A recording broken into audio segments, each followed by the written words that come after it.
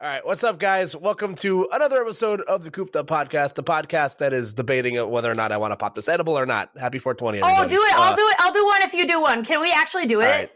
Yeah, let's do it. Okay, give me 1 second. Actually, I have like some Delta 8 stuff that is like a year old because I quit smoking. But I would totally. I think it's like the time. It's the right time. So, it is the right time. Now, the Koop'd Up podcast is not condoned to use. It's my smart weed. It's my smart weed. It's going to make me smarter. I just figured out a fifth possible timeline. I'm pretty sold on the time skip. Hold on. I'm sorry. I'm just going to get my weed. Eat your weed. I'm going to get my weed. Yeah. Let's do weed. I'll do my thing. We'll do it. We'll have we're having a girls' night out tonight. I'm excited now. I'm excited. This is going to be the best day ever. That voice, by the way, in case you guys haven't caught on yet, we have a new guest on the podcast making their Koop'd Up debut. A good friend of mine from the internet, cosplayer and Pokemon master, someone who has watched every single episode of the Pokemon anime, something that I can't even say that I've done, truthfully. It's Goosaphone. Hi, Goose. Hi, it's me, Goosaphone, from the internet. It's true. That's you. You are from the internet. I am from the internet. I'm coming right from the computer straight directly to you. Yeah, it's lime. Yeah, you're coming in as zip files, so we have to unzip. We have to unzip the file. Oh, we first. have to unzip some files. Let me tell you, we are gonna have to unzip. I'm gonna have to.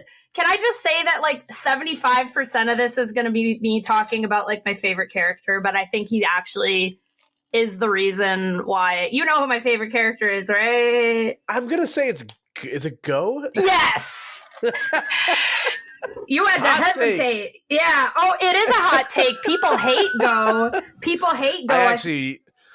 I like Go a lot. So let's okay. You better because I'll change your mind. Go. I'll change your mind if you don't like Go.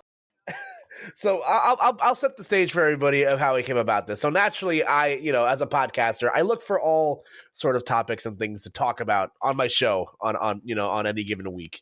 And I've been clamoring to talk about the Pokemon anime, and we're in a hot Pokemon renaissance. I don't know if you want to say a renaissance. At least in my personal life, I'm living up with Pokemon right now. I'm in the midst of my TCG era right now, personally. Pokemon Journeys. Oh, I got back into TCG too recently. I'm getting on cardboard crack. Yeah. Oh, I have 4 decks made on my desk right now. So okay. Yeah, I'm very much excited. My last deck was Zernie's Break back in XY. So. Oh, that's a long time ago. Yep. Also, in other news, I finally opened this godforsaken bag of weed, so I'm gonna take half of this so I don't. Okay, can you let me? I'm gonna find my lighter, and if I don't, I'm just gonna eat a thing. That's fine. So I'll keep setting the stage here. Yeah, set the stage. I'm gonna just shut up for a second because you're not gonna get me to stop talking as soon as I get on this whole freaking. The only thing you need to know is that I'm the legendary prophet of the Pokemon anime. That's exactly what I wanted. They watch me. They literally know me, and they make this show based off of me. I love this. We have the lore keeper here. Yeah, I'm here for it. So I'm not even. Cheers, I didn't ask happy holidays, everybody. Happy holidays. Where's my lighter? I don't smoke anymore, so this is the problem. Yeah, last time I had an edible, it hit me right after I ate a bowl of ramen, and I thought I was having a food allergy. Turns out I was just tripping balls. So that's funny. That was bad. So here's your advice, kids: read the dosage before you eat an edible. So, like I said, I'm in my Pokemon era as much as I've ever been in my entire life right now. Obviously, I'm playing the TCG game 2 or 3 times a week. Pokemon Journeys, critically acclaimed, finished in Japan as of a few weeks ago.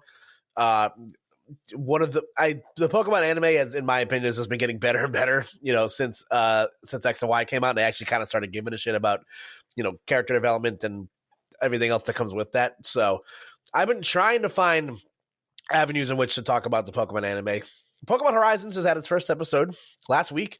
We were maybe 4 or 5 hours away from this next episode. coming out in Japan, I think, if I'm correct in that. So I had to bring in the big guns here. If you don't follow Goose on Twitter, like she said, she is the Pokemon prophet. One of the biggest Pokemon fans that I know. And once it caught it to my attention that you said that you watched every single episode of the Pokemon anime, I was like, okay. This is it. This is my expert. This is my chase I card. haven't just watched every episode. I've watched some of it. I've watched sub and dub. I've watched certain seasons like many times. I've seen all the movies. I've seen the banned episodes. I've read the manga based on the anime. And I did this all within a year, by the way. Right. So before we get into like the nitty gritty crazy shit as you're diving into the Pokemon timeline here. Here's my what's your history with Pokemon, and what possessed you to want to like you said a year ago, go on this journey to watch every single episode of the show in whichever way you can. Okay, buckle in, everyone. So I'm strapped in. When little Goose, the little Gosling, was but a 3-year-old small child, one day the TV turned on and there were 2 Metapods facing off against each other, and I was like, wow. This is the coolest action, the greatest action that anyone has ever seen. I gotta see more of this stuff. And then my mom was like, oh God, the boy across the street is obsessed with this show. Is this gonna be her new thing?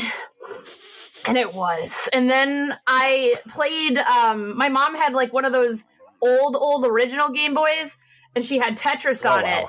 And yeah, my mom's a gamer. My mom plays Pokemon too. Her favorite's Milotic.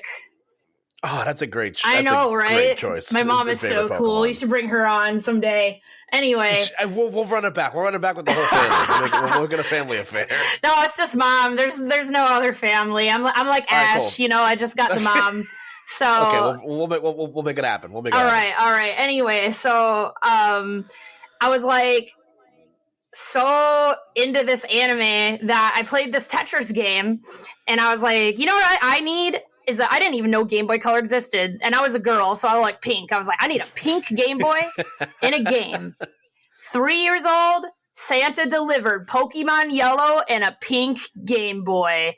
And I was like, oh my God, this is just like the anime. I have my Pikachu. I can go around Kanto and catch the Pokemon and fight Brock and Misty. And wow, like, thank you, Santa. And I kind of like lost most of my social skills, kind of like I am right now, because I wasn't really able to talk about anything other than Pokemon.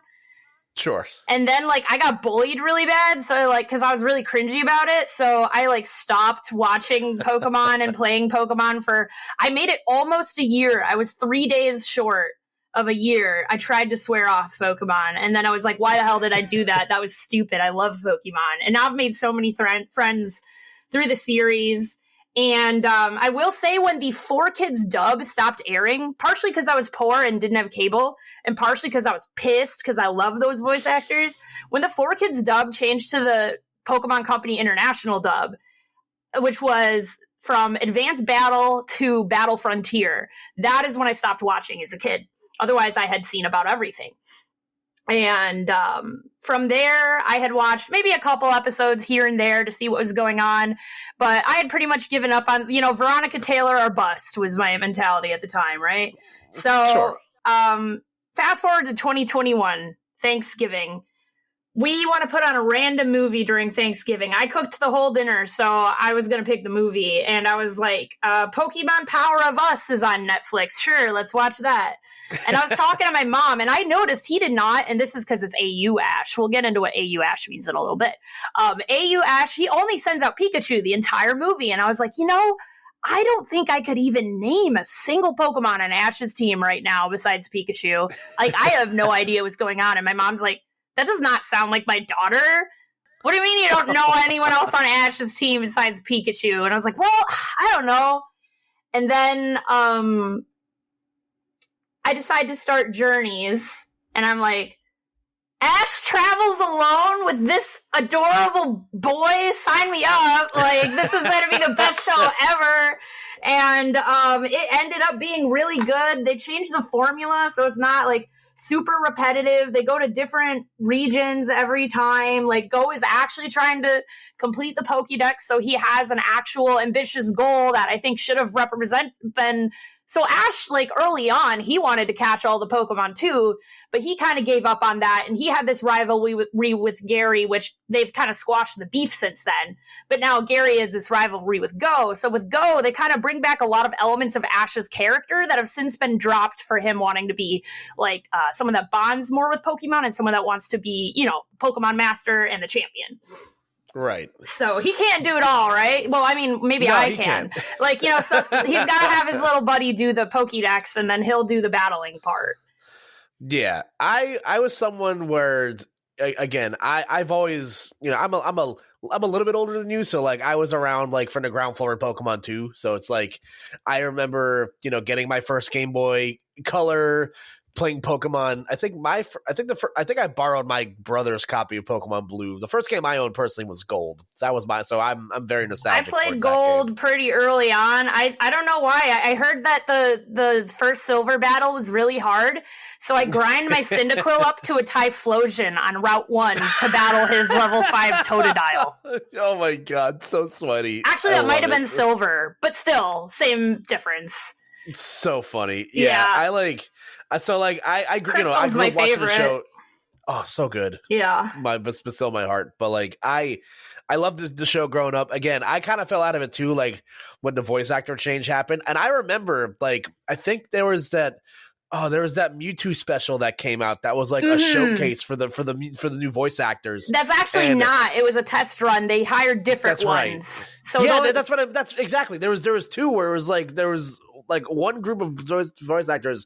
I remember, I think it was on Kids WB at the time, and they were so off. It was that's really where I watched it. Weird. Kids WB, and I was like, this is not Ash. And then as soon as they changed it, moved to Cartoon Network, and I didn't have cable, so I couldn't even watch it if I wanted to. And I was like, whatever, this dub's trash anyway. Like, what's the song? Like, some people love this song, but like we go from I'm unbeatable, walking down the sandless highway,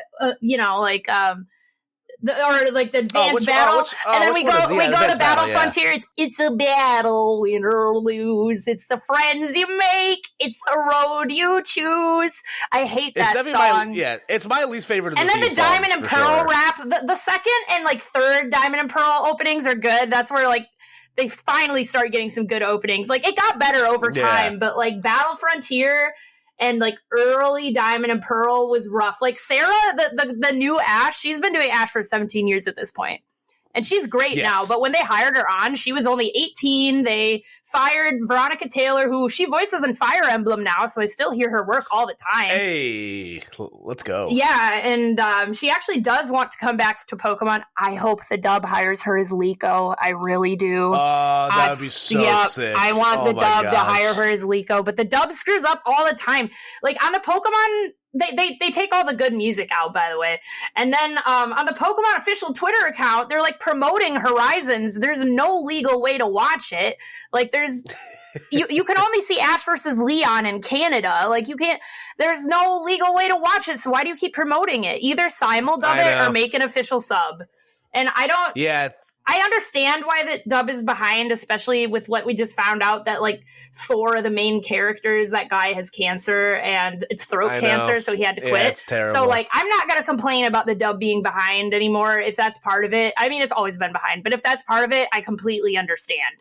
But at least those characters won't be in Horizons for a while. I do think we'll see characters from the old show, but I think it's going to take a year or two.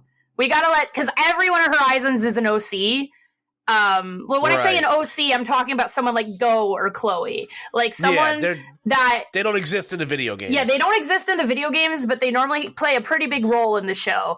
And I found that this is one thing I like about Journeys is when they're not trying to make the game animated. If you want to watch the game animated, watch Twilight Wings or Evolutions, or what's that one where the main guy is red and like there's a hyper realistic battle and the squirrel. Pokemon Origins? Origins, yeah. If you want to watch the one where Squirtle screams. Yeah. Charmander screams. Yeah. If you want to basically, if you want to watch the game animated, more mature, whatever. That just watch that. And then people are like, why don't they make? Yeah, they are great, but when people say they want that to be the weekly anime, they can't make that as a weekly anime. No way. No, you can't do that. Yeah, there's too much production quality, and also like the Pokemon anime, they kind of have to make the plot up as they go along because they don't know what the next generation is going to be. Right, exactly. Yeah, like it's definitely like one of those. I've always felt like the anime has always like kind of suffered a little bit because Pokemon is just this big media conglomerate, and I feel like people who are like tapped in, like fans that understand this stuff, but it's just like you said, you don't know where the next generation is going to go. You don't exactly know where things are going to end off. It's a kind of flying by the seat of your pants sort of thing. So like. That's why I'm glad that Pokemon's kind of evolved to where they found a formula that works outside of just the whole this is great. Ooh, the screen share. Yeah, I'm gonna start because I'm gonna have to pull up some evidence really quick. Like I'm just preparing. Because if I'm gonna start saying that, so basically, so look at my name. So my name is Goosaphone, right? So right now, my tag is Goosaphones because Go lives inside this girl's cell phone. So let's get into the crazy stuff. So go off. Okay, hold on. Can you hear it? Yeah, I can hear it. I'm totally right. If you are not convinced by now, I'm only 8 minutes in to my analysis, and I'm convinced I'm right. Also, her hair is over here now, and her eyelashes are on opposite sides, and she's blushing. And Go is talking to her inside of her phone. He's there. He is there. There's continuity, and I think this is a time skip. If you think I'm wrong, I don't know. This is the only thing that's going to keep me sane, because I wonder about this all the time. Listen. Okay, let me go back really quick. Let's go back. What? Wait, no. Sorry. Let's pull up the DMs here. Yeah. You can see me if you see me. I can edit anything out. By the way, so. No, it's fine. I don't think like literally my DMs are mostly just me talking about Go. I'm Go serious. I have Go brain rot really bad. Like it was like gradual. Yeah. Oh, this is just funny. Okay, so I am gonna say off the bat, I do ship them. I do. I dig it. I'm into it. But like, look at this. Watch this.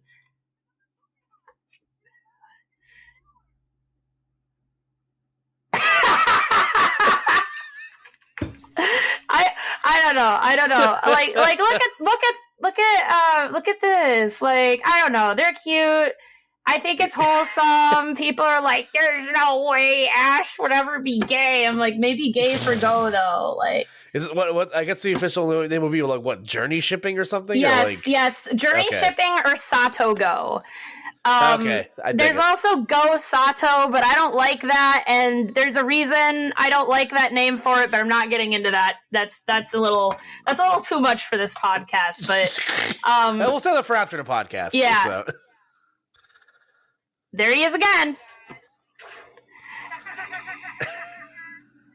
So Daiki Yamashita, the voice actor for so this is important too.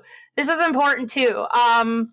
the Rotom phones, they can expand into tablets. Now, that's sick. Yeah, we've never seen that happen before. So I think technology has evolved and it's a time skip. So Go's family works for a company called Go Systems, and they name their kid Go. They name him after their job, and then they like ditch him for their job. And that's the saddest backstory ever. I know it's like a very minor thing, but like imagine like your family working at Walmart, and they're like, "We're gonna name you Wally," and then they just like ditch you forever. Like that's basically Go's life. That is sad. That's quite sad. Yeah, I know. And then he has like this like edgy like thing in the forest with Horace is his dub name. I'm just gonna call him Tokyo. You know what I'm talking about, right? The kid with the Gardevoir. Was the Gardevoir? Yeah, the Gardevoir. He's got Gardevoir and Didi. He's got a Bayleaf. He's gay too. He's got the fruitiest team ever. Like, let's be real. 1,000%. Okay, thank you. Yeah, Horace is terrible. Yeah, Horace, like, I just call him Tokyo. I'll use the English names for everyone else except for Tokyo. But anyway, so Go's family works for a tech company. So I think that Go Systems has essentially evolved the Rotom phone, and like Go might be working there. So his goal is to complete the Pokédex, right? Correct. And he's made a lot of progress already. He has. He's caught legendaries. He's got well over 100 Pokemon. Like, I was doing a randomizer, and I was like, can I do a team restriction? Like, my friends and I were doing randomizer, like, kind of like co-op, like, we all do the same seed, and then it's just for fun. And then I was like, I'm going to do a team restriction, though. And they're like, well, okay, what is it? I'm like, I'm only going to use Pokemon that Go has. Like, good luck. It's only Gen 1 through 3. And I'm like, oh, don't worry. I'm fine. Yeah, you're cooking. Yeah, you're more than fine. Yeah. No. If I can only use Pokemon that Go has, I can still definitely work with Gen 1 through 3. Especially Gen 1. Like, yeah. Didn't he catch every bug type in Kanto? Yeah, he's the bug type Pokemon king of Kanto. That is literally what someone calls him. The Cricketune chick. Cricketina. Yeah, that's right. That's right. She calls him the bug type Pokemon king, and that's how he gets his hair across, is because she wants to trade for Pinsir, and he's like, and I love Go's Pinsir too. She's so funny. She's adorable. She's so funny. Yes. Those episodes are so great. And he's like, I'm sorry, but I'm not trading my Pinsir, but I'll help you find a Pinsir. And he catches the Pinsir for her, and she is like 8 hair across, and then that's another OTP is Go's hair across and Go's Pinsir. But like that hair across ain't loyal though. Like, it's got this problem with Lilligant. Like, he's thirsty. Yeah, he's thirsty for that Lilligant, and like, it's sad because Pinsir isn't like a conventionally beautiful Pokemon, so she like dresses herself up with flowers. She tries so hard just to be good enough for Heracross, but he won't stay loyal. Okay, I'm sorry, that's not the point though. The point is that Go has a lot of Pokemon, and I think by this point in the story, Go either has completed the Pokédex and possibly caught Mew. I think actually he hasn't caught Mew. I think he's completed the Pokédex except for Mythicals. So we can still watch him catch Mew, because if that happened off screen, I'd be kind of sad. I'd like to see that. No, they have to pay that. They have to pay that off. Yeah. There's no way they'd say that for off screen. So I think that he's caught all the Pokemon except Mythicals, and that's why he's narrating the Pokédex, is because he essentially made it. Because he's the only guy that's caught all the Pokemon. And, like, technology has clearly advanced. And Daiki Yamashita, the voice actor for Go, and I believe this was after the Project Mew episodes, he said, let me pull up the quote. Here we go. This update comes directly from Daiki Yamashita, the Japanese voice actor who plays Go. During a recent interview, the star hinted at his future with Pokemon, saying, look forward to Go's growth in the future. Okay. So, I think that's him. I think there's a little gay person in Liko's phone. I really do. And also, like, she's just like him. She's very socially withdrawn. She's got even her animation is the same. And it's really hard to explain this without, like, I really wish I could pull up, like, my Instagram story from the other day. Can I try doing that really quick? Hold on. I'm gonna get some water too. I'm gonna take a quick break, but like, we're strapping in here. What do you think so far? Do you think Go's in the phone? I think you've convinced me at this point. Okay, but I'm not done convincing you yet. There's more. There's more. I'm here to be convinced, and okay. And that's why I say that it's all revolves around me, because my name is Goosaphone, and it's like Goosaphones.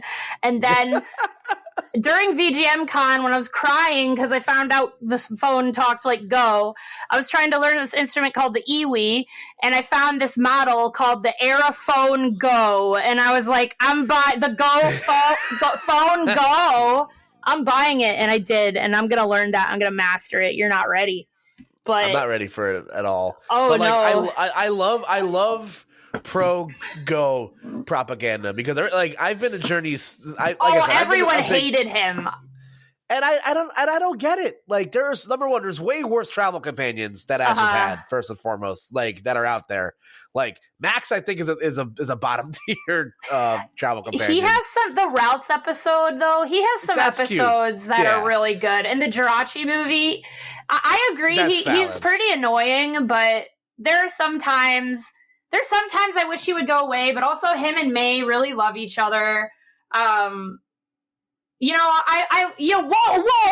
We're going to get to see Time Skip Max. We're going to get to see him as a Pokemon trainer. Yeah, we're going to get to see Time Skip Max. Yeah, so let's. I want to touch on that a little bit. So if you guys haven't watched Pokemon Horizons yet, from what I think a lot of Eagle Eye fans have gathered, and you obviously as well, have dove in deep into the gay phone already. The gay phone. It's very clear that they advertise this as like that Ash is done as the main character in the anime. They've moved on to Liko as one of the main characters of this new series, and like you said, there's very clearly evidence that time has moved forward. And Can I correct that? Please go ahead. If I'm talking about school, feel free to stop. They have moved on from Ash to Roy and Go to Liko. Liko might have more focus on her, but she's going to be more similar to Go, and Roy is going to be more similar to Ash. Okay, so I also have definitive proof of that. Sorry.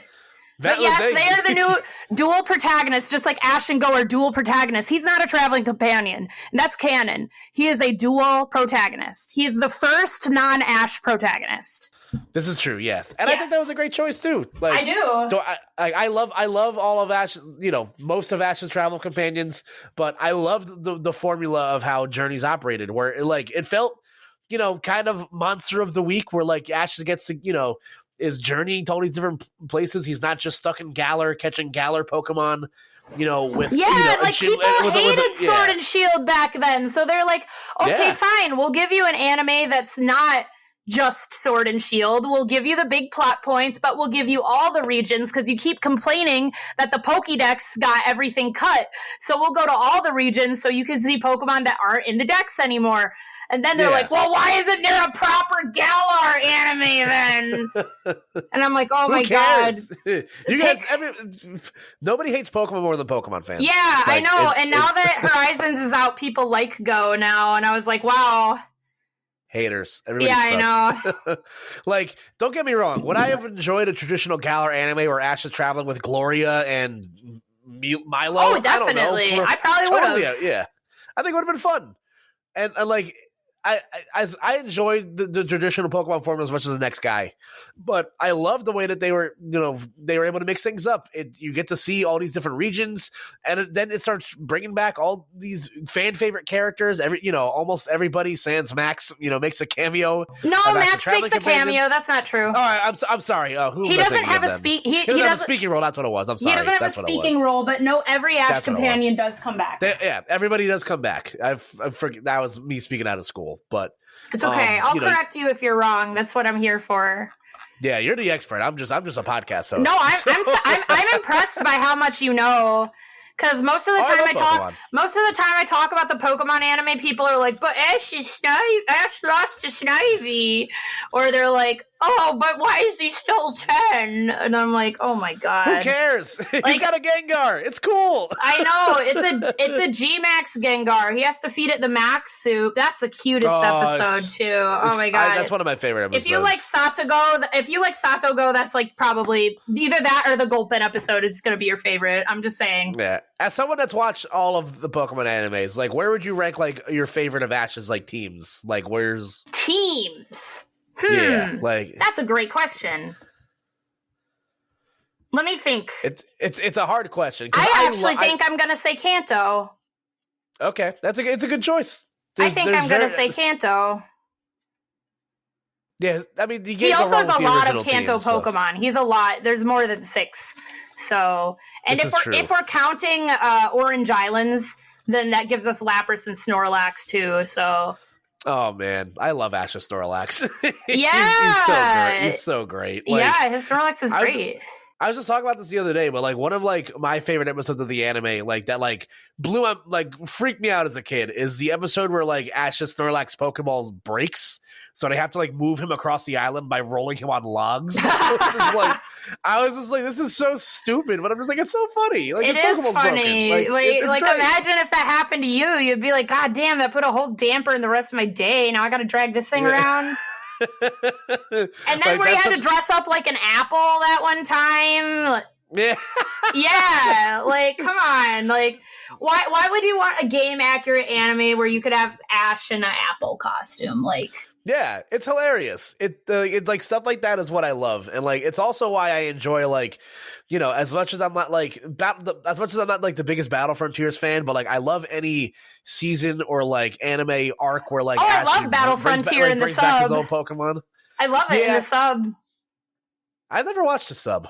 I only watched the dub. Ooh, okay. So wait, you're not caught up on Journeys then? No, I'm caught up on Journeys. I watched it all subbed. Okay, I'm not waiting for Netflix. Okay. Fuck that noise. Yeah, no, that's fine. Yeah, okay. I've gone back and watched a lot of it subbed. If it's 4Kids, sorry, I can't. I gotta watch the 4. I'm a 4Kids baby. But after that, Preaching to the choir. I've watched a lot of the sub.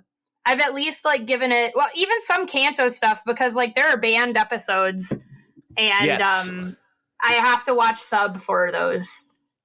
Yeah, I forget when I started watching the Pokemon sub. I think it was actually around the Battle Frontier era where I started watching the sub. I remember vividly. I think it was it's the episode where Grovyle evolves in the Sceptile is where I like started watching. And then from there I was just like, okay, Pokemon will go live on this X or Y website at like 5 a.m. I'll watch it when I get home from school on Friday, and then I've been hooked ever since. So we got a new episode of Horizons coming at 5 a.m. Oh, well, guess who has to wake up for work at 6:30? Okay, well then then just get up early so you can watch Pokemon and then go to work. Honestly, you got it. Say less, I'll do it. I mean, there won't be any subtitles, but you don't need subtitles to know that's Go inside of Lico's phone. I mean, for the Masters 8 tournament, I was definitely waking up early to watch the episodes like live without subtitles. I did that during Masters 8 when they did filler episodes. That's how bad I am. When they did, because they needed to buy time for Ash versus Leon, and they also, this is the first time they ever publicly said we're super short staffed, so we're kind of behind where we want to be. They're never that transparent, and I think it's because people quit when they're like, what, you're writing off Ash? I quit this job. I would too. Yeah, it's scary. But stuff. Who stayed? Daiki Yamashita, and he's the only reason. I'm on life support right now. Before you jump into anything else you want to talk about Horizons, do you want to talk about the mass Journeys as like let's where I can talk about Journeys all day. I can talk about Journeys. Well, let's go chronologically. So we were kind of talking about Hoenn, right? Do you want to talk about? Oh, we should probably touch on Black and White, X and Y. I can talk about Sinnoh too, but I don't know how much like interesting Diamond and Pearl takes I really have. But as far as like Black and White onward, I probably have some interesting takes on each of them. Just ask me questions. For me, I really kind of fell out of like watching Pokemon like every week. Like I think it was around, because I remember watching, I think it was around the Diamond and Pearl era where like it shifted over to Cartoon Network, like you mentioned. Yep. Same situation. Yeah, so like I just kind of stopped watching because like Saturday morning cartoons kind of just like sort of fell out of my like zeitgeist, I guess. Mm-hmm. And I watched the Black and White anime, and granted, like I have no pressing hot takes about Diamond and Pearl either. Like I love Dawn as a character.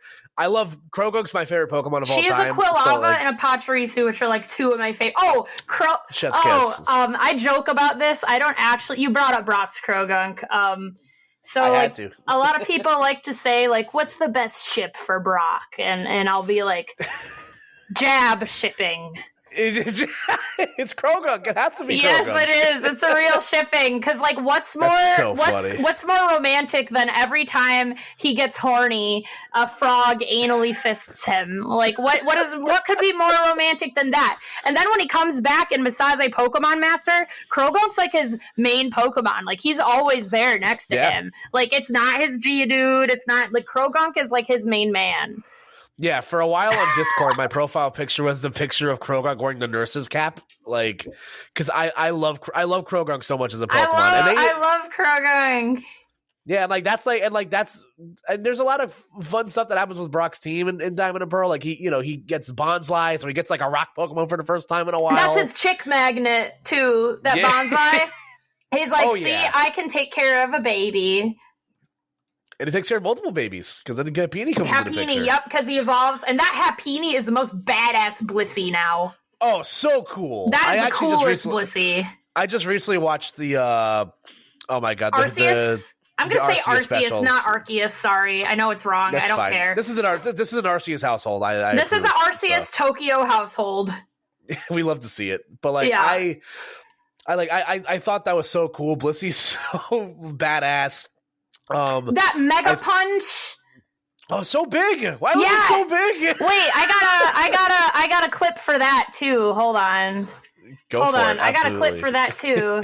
And it also involves Go, but it's hold on. It comes back to him. It does. Everything I love Go. He's my favorite. I feel so bad for him. Why is everyone so mean to him? They're just haters. They don't understand his genius. Oh yeah, its name is Happiness. Okay, so watch this. Here's this Mega Punch, okay? That's so big! I know! That's so cool. Now watch Go after this.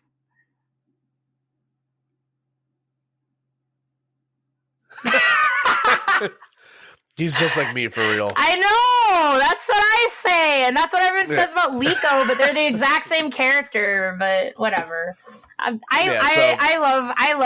love this anime. I really do. Yeah, oh, me too. All right, so Diamond and Pearl, no super hot takes. I don't know. I think I'm speaking out of school by saying this, but I think Paul versus Ash for a long time was like peak Pokemon anime battle. Valid. Like for the a long Infernape time. versus the Electivire. I was talking like I said today. I was like 420 blaze it like Ash's Infernape. And it gets me every time, man. It's so just like the story of Ash's why am I blanking? Paul and Ash's Chimchar into Infernape is so good. Like that episode after I think it's the episode after he like officially catches him, and like he just has that breakdown because he's just so traumatized because he's not used to like being around. That's people a pattern that, like, in Ash's fire starters. They're always someone else's, like Tepig too. They're always someone else's and like trauma, sad. But I love that it was his. Like it's like if that guy that ditched Charmander actually like stayed as a character, and Paul is also like that's just how a lot of people play Pokemon. Is they're like, this one is bad IVs, bad nature, so I got to get another one. And in the anime, it's like, wow, you treat your Pokemon terribly, but you know you're doing the same thing in the games. That's why it's so deep. Exactly. And also like what you mentioned about, Ash's fire starters being kind of damaged goods. Also, like they pay that off in Journeys when, you have the montage of Ash's old Pokemon training his new Pokemon, and you see the fire Pokemon rally around Gengar, who's also an abandoned Pokemon. Yes. It's so cool. I love shit like that. Like, I love it. It warmed my heart so much. But so Diamond and Pearl, great. Some great character stuff, some great Pokemon. Black and White, Black and White, I feel like has some great moments in it, but as a whole, I might have some hot takes about Black and White. Go for it. No, you go off first. I interrupted you. So like, I love Iris and Silent as characters. I think they're funny. Yeah. Like I agree. I enjoy them as protagonists. I like Iris's team, structure a lot. Silence leaves a lot to be desired, but like I just like Silent as a character. Like companions, not protagonists. Yeah. Protagonists are Go, Ash, Liko, and Roy. Those four protagonists. Anyone else is a companion. I'm putting $1 in a jar every time I fuck that up. So, it's okay. No worries. I'll keep myself honest. So it's okay. Ash's companions, Silent and Iris, they're great. I like them a lot. Ash's team in general leaves a lot to be desired. I hate Unpheasant with every fiber of my being. What about Palpitoad? Actually, Palpitoad is cute because his Palpitoad loves Go. Have you seen that? It's kind of cute. Another one of my profile pictures on Discord was a picture of just Go just holding Palpitoad and oh god, have you seen my Discord profile picture? No. Can I shoot you a request really quick? You can look at my profile picture and my cover photo. It's going to say a lot about me. Absolutely. What's your Discord? It's a Koopa with a question mark, and then it's 8362. Capital K? Yeah. And then my profile picture, yeah, 8362. My profile picture is Ice Cube sitting in the back of a truck.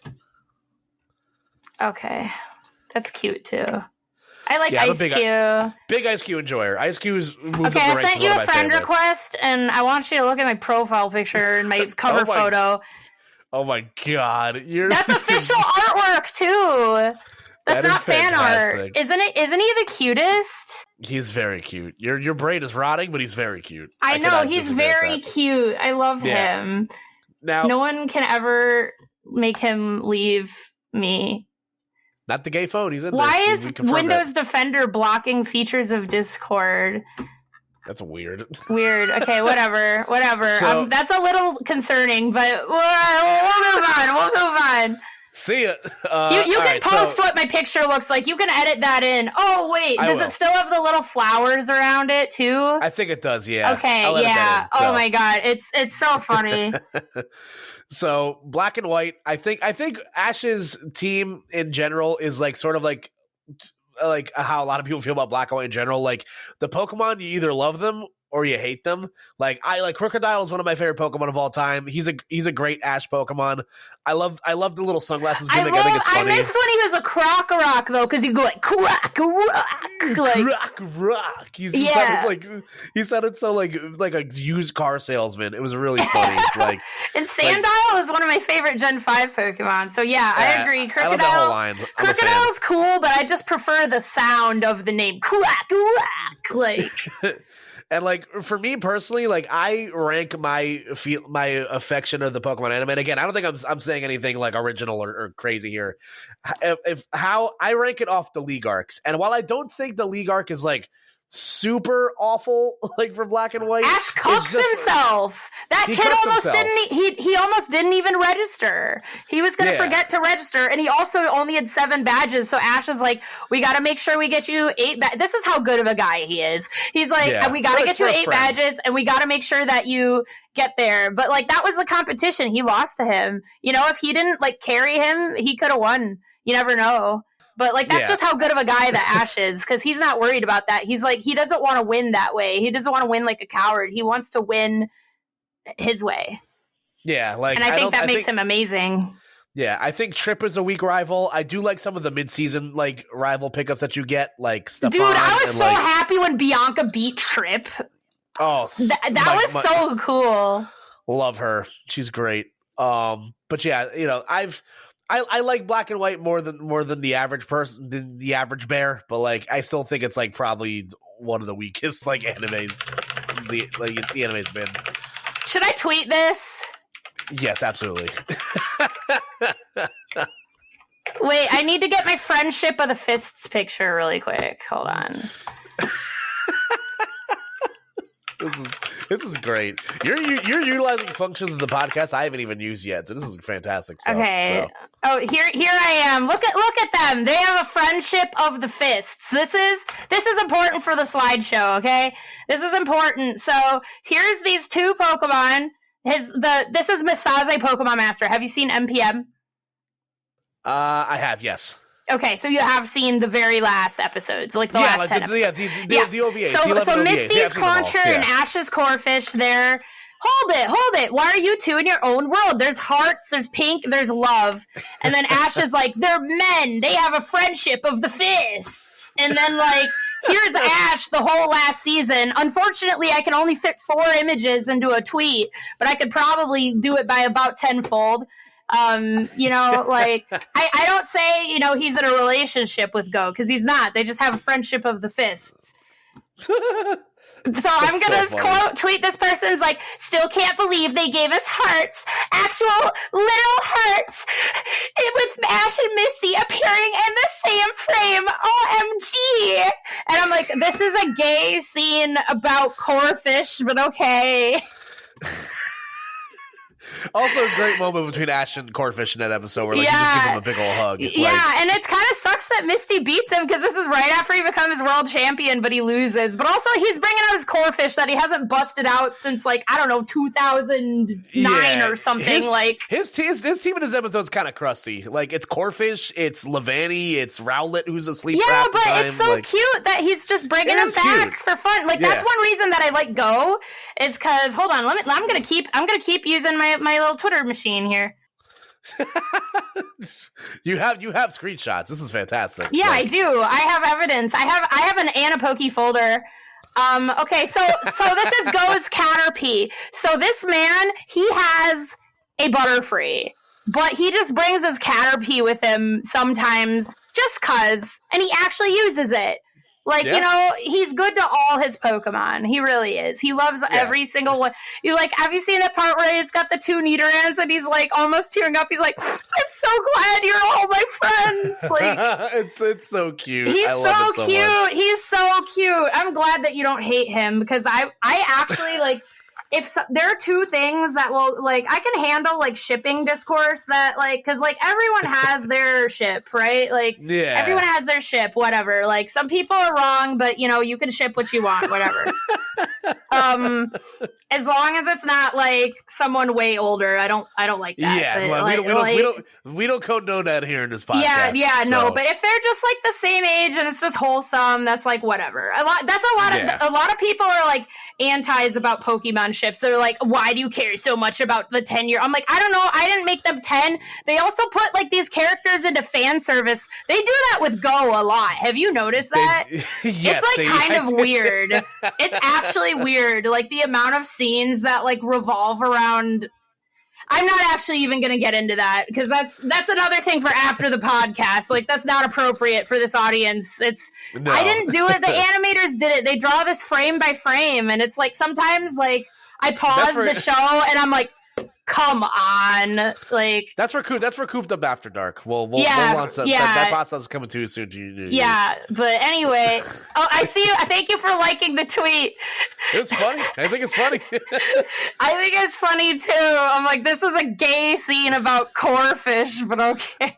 So real quick on the OVAs. So obviously it's shown very early that Ash rotates his entire team throughout the 11 episode stretch. How do you feel about the Pokemon Network showcase? Because not all of Ash's Pokemon show up. So. Well, Quilava's my favorite, and he does show up, but he doesn't come on the team. I think it's very interesting that. Oh, this is one of my Hoenn hot takes. You know how most people say that Sceptile is Ash's. You know how Ash has an ace every team. He has right? an ace every season. Yes. Yes, I think his ace is Swellow, not Sceptile. No, what? I agree. Okay, yeah. No, I think that the Sceptile does more in Diamond and Pearl. 100%. Sceptile kind of sucks. Like I don't want to say Sceptile sucks because Sceptile personally is my second favorite Pokemon. He made grass starters cool again. Oh yeah, they were always cool. Come on, what's wrong with Chikorita? Okay, I know. I always thought they were cool too, but I got picked on a lot. You know what I'm saying? So I always got bullied for picking Chikorita. Cyndaquil's my favorite, but I really like Chikorita. You can't go wrong with any of those Johto starters. Yeah. Oh my god. Yeah. Like I said, Crystal is my favorite Pokemon game. If you're counting main series, if you're not counting main series, Colosseum and Explorers of Sky and Legends Arceus are my other favorites. Ooh, love that. Good. You choices. like my taste in games? Your taste is phenomenal. Thank you. I have consumed every piece of Pokemon content I possibly can. And I think I know what I'm looking for. Yeah, I love Pokemon. I got this giant-ass Morpeko card right here. Oh, that's so cool. Yeah, I just got it in a box today. So, Pokemon's consumed my life. But, like... same. I love the... It gave me an actual mental illness, I'm pretty sure. All right, quick tangent story. But I remember one of my favorite games when I was a kid was Pokemon Colosseum and like Pokemon. Yes, Pokemon I'm cosplaying Wes. By the way, I have a Wes cosplay. Yes. I have a Wes cosplay. It is in. I don't have the wig style, but the outfit besides the snag machine is done. Like his little. Sorry, tangent story. Go off. I request pictures of that at some point because I love that. That's great. All right. Yep. I remember, fifth, sixth grade, like those games are like my life. Like I think Pokemon XD Gale of Darkness came out when I was in the 5th grade in 2005. So like, really, I feel like I was in 1st grade when Colosseum came out. Aren't you older than me? I'm 28. How old are you? I don't like saying it, but I'm 26. Okay. Everyone's like, you go downhill after 25. Nah, it's all uphill from here. We're cool. Yeah. I'm it's peaking. all I'm playing uphill. Pokemon. I'm watching Pokemon. I'm playing Pokemon. I'm peaking too. Yeah, I'm having a grand old time. Fuck the internet. Yeah, but exactly. Yeah, so I think I want to say Gale of Darkness came out in 2005. Let me look that up. Gale of Darkness. It came out in 2000. Okay, yeah, August 4th, 2005. So I think I probably got this game as a birthday gift or something. But either way, I played this game a lot when I was a kid. And as, you know, what wild concept I know. I didn't do the greatest in school. I wasn't a great student growing up. So, like, I got pretty bad grades a lot. So my mom took away my GameCube for like a week. And I legitimately went into withdrawal sickness because I could not play Pokemon for a week. I was shaking. I had a fever. I was walking around with a blanket over my body. And she's like, what's wrong? She's like, what's wrong with you? I'm just like, I must liberate their souls, Mom. You don't understand. And she's like, honey, I love you, but like I can't let you play this game for a week. Like it's like you have to bring up your math grade. Like, come on. I'm just like, all okay, right, Mom. well, like, I'm doing math by calcing these like damage calcs right here. That's my math. Catch me in a showdown, Mom. Yeah. What's your elo, Mom? Like, come Yeah. on. Like, come at What's me. your ladder? What's your ladder, Mom? Yeah. That's so funny. But like, yeah, like I love the conversation of like Ash's like seasonal aces, but also like I like that again, like I love it's definitely Swallow. It's resistant to electricity. He is a flying type. That, and even as a tail, it's not just the thunder is armor scene. And I do agree that's some anime BS, but it was foreshadowed ever since the Poke Ringer competition. I have a clip for the Poke Ringer competition too. Just ignore the fact that I'm looking up Goosaphone prostate really quick. I promise it'll. Yeah. Okay, so this is important. This is the episode where his tail evolves into Swellow, and this foreshadows because it eats a Thunderbolt as a Tailo, and I think it's a reference to his Guts ability. But anyway, this is how you learn that Ash Ketchum is an honorary citizen of Prostate Town.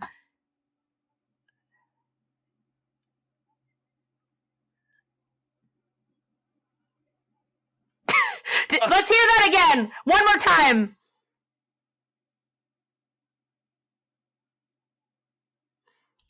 Prostate Town. I can't believe that. I can't believe they would say that. Like, it's Crossgate, but it really sounds like prostate. Yeah, I was gonna look. Not to hang myself out to dry here. As someone that hosts a podcast that had a prostate exam within the last 5 years. Oh, I'm sorry. I'm sorry. That's an After Dark podcast story. It's a rough day that day. Well, I'm sorry, but Ash Ketchum is an honorary citizen of Prostate Town. That is, not only is he the world champion, but he's also an honorary citizen of Prostate Town. And also, like, if you look at like Ash's like team just for like the Hoenn League, like Swellow's one of two fully evolved Pokemon on that team, if I remember correctly. So he's got Glalie. He's got Sceptile. That's only one of two. Well, no, but I'm talking about like not for the Battle Frontier. I'm talking about when he does the Hoenn League for the first time because I don't. Yeah, he's got Glalie. Oh, right. Wait, no, you're right. Yeah, it's a Grovyle. Sorry, it's a Grovyle still. That's why I say the Ace of Swallow. The Ace of Swallow. It's not. Thank you. Because I love Glalie. Glalie one of my favorite. Glalie one of my favorite Pokemon. Actually, I'm a big fan of Glalie. I love Glalie. You're gonna set me off on XY if you keep talking about Glalie. But that's for another day. I mean, we got like a couple more gens before. Everyone loves XY. I like it, but I have a lot of criticisms on XY. I can't wait to hear it. But yeah, I love Glalie as a Pokemon. Like, I just think his voice is funny. Like, what does he get hit? No, he hits Misdreavus with a headbutt, which shouldn't work, and then he gets knocked out by Destiny Bond. Is that what it was? Yeah, something like that. There's a lot of times that in Hoenn especially that they ignore that rule. So May has an Eevee, right? Correct, she uses Shadow Ball on normal types all the time. And, like, in the anime, there are ways that you can have a move, like, like the classic, he sets the sprinklers off so Onyx can get hit by Thunderbolt. Yeah. There are ways to get around those mechanics, but they kind of just straight up ignore it for, like, May's Eevee. Yeah, like, it's also, like, aiming for the horn against Rhydon, like... I think especially because it has lightning rod, Well, I mean, by that point, it didn't have abilities, so. But there are some things in the anime that are like, okay, but that's another thing I really like about Horizons is when you see the battle, It's a Machoke versus the first battle you see. I'm not gonna go ahead and say Leafage against Amarouge should be great, but the first battle you see, they're in school, and there's an Espeon and there is a Machoke. The Machoke uses Dynamic Punch, and then the Espeon sets up Reflect, and then uses Psychic to take the Machoke out. Like, that makes sense. That's like how they battle in Masters 8. Like, in Masters 8, Iris is like, I am getting destroyed by this. I have to bank on Horn Drill hitting or else I'm dead. Like, you know, or they set up dual screens for Diantha. They actually do pay attention to... And even in the filler episodes, like the Gulpin it's one of the best episodes. The Gulpin episode where they're all stuck together, and then they have to tell them to use their gastro acid to deactivate their sticky hold ability. That's true. Yeah. So even in like non-battles, the game mechanics do matter. They've gotten better about. Well, they kind of pick and choose when they're relevant. And they even talk about levels sometimes. They completely dropped it, but they used to be very overt, and then they were just like, oh, its level might not be high enough. And then it was just, they just stopped talking about levels. Yeah, I think it's when Diamond and Pearl comes around that they kind of start like streamlining, like things are a little bit more accurate to the games. Because like I remember stuff like that too, where it's just like, you know, we all remember the episode where Snorlax uses 6 moves, but then there's also like stuff where they'll correct course, and it's like, like I think 2 examples that come to me vividly is like, I think it's an episode in like the like Diamond and Pearl where like something, I think somebody gets hit by Shadow Ball, like Brock mentions that their special defense gets dropped or something like that. Like, oh yeah. Yeah, and then there's in Hoenn, they always say they're really good about overheat. They're like, if you spam overheat, it's going to be really weak. Yeah, like, yeah, exactly. They pay how much. They're like that the first one, or like Ice Ball. They'll be like, the more they use Ice Ball, the stronger it's going to be. So like they do pay attention. It's not like they don't pay attention at all. Pikachu gets static procs sometimes. Yeah. I think one of my favorite examples is actually during the Masters 8 top 8, where you see Ash versus Cynthia, and Cynthia Dynamaxes her Togekiss. Her Togekiss, and you see like the stat boost from Max. What is it? Max Ancient Airflow? Power? Is that what it's called? Oh no, Max Airflow. Yeah. Yeah, like she uses Max Airflow, and then you like see like the effect of like the speed boosts like come out, and I was like, whoa, they've never like acknowledged that before. That's kind of cool. So it's like.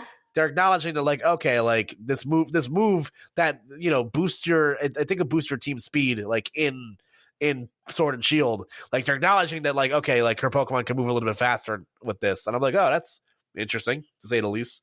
All right, anything else about Hoenn you want to say, Tor, before we jump back into I guess what would be X and Y after that?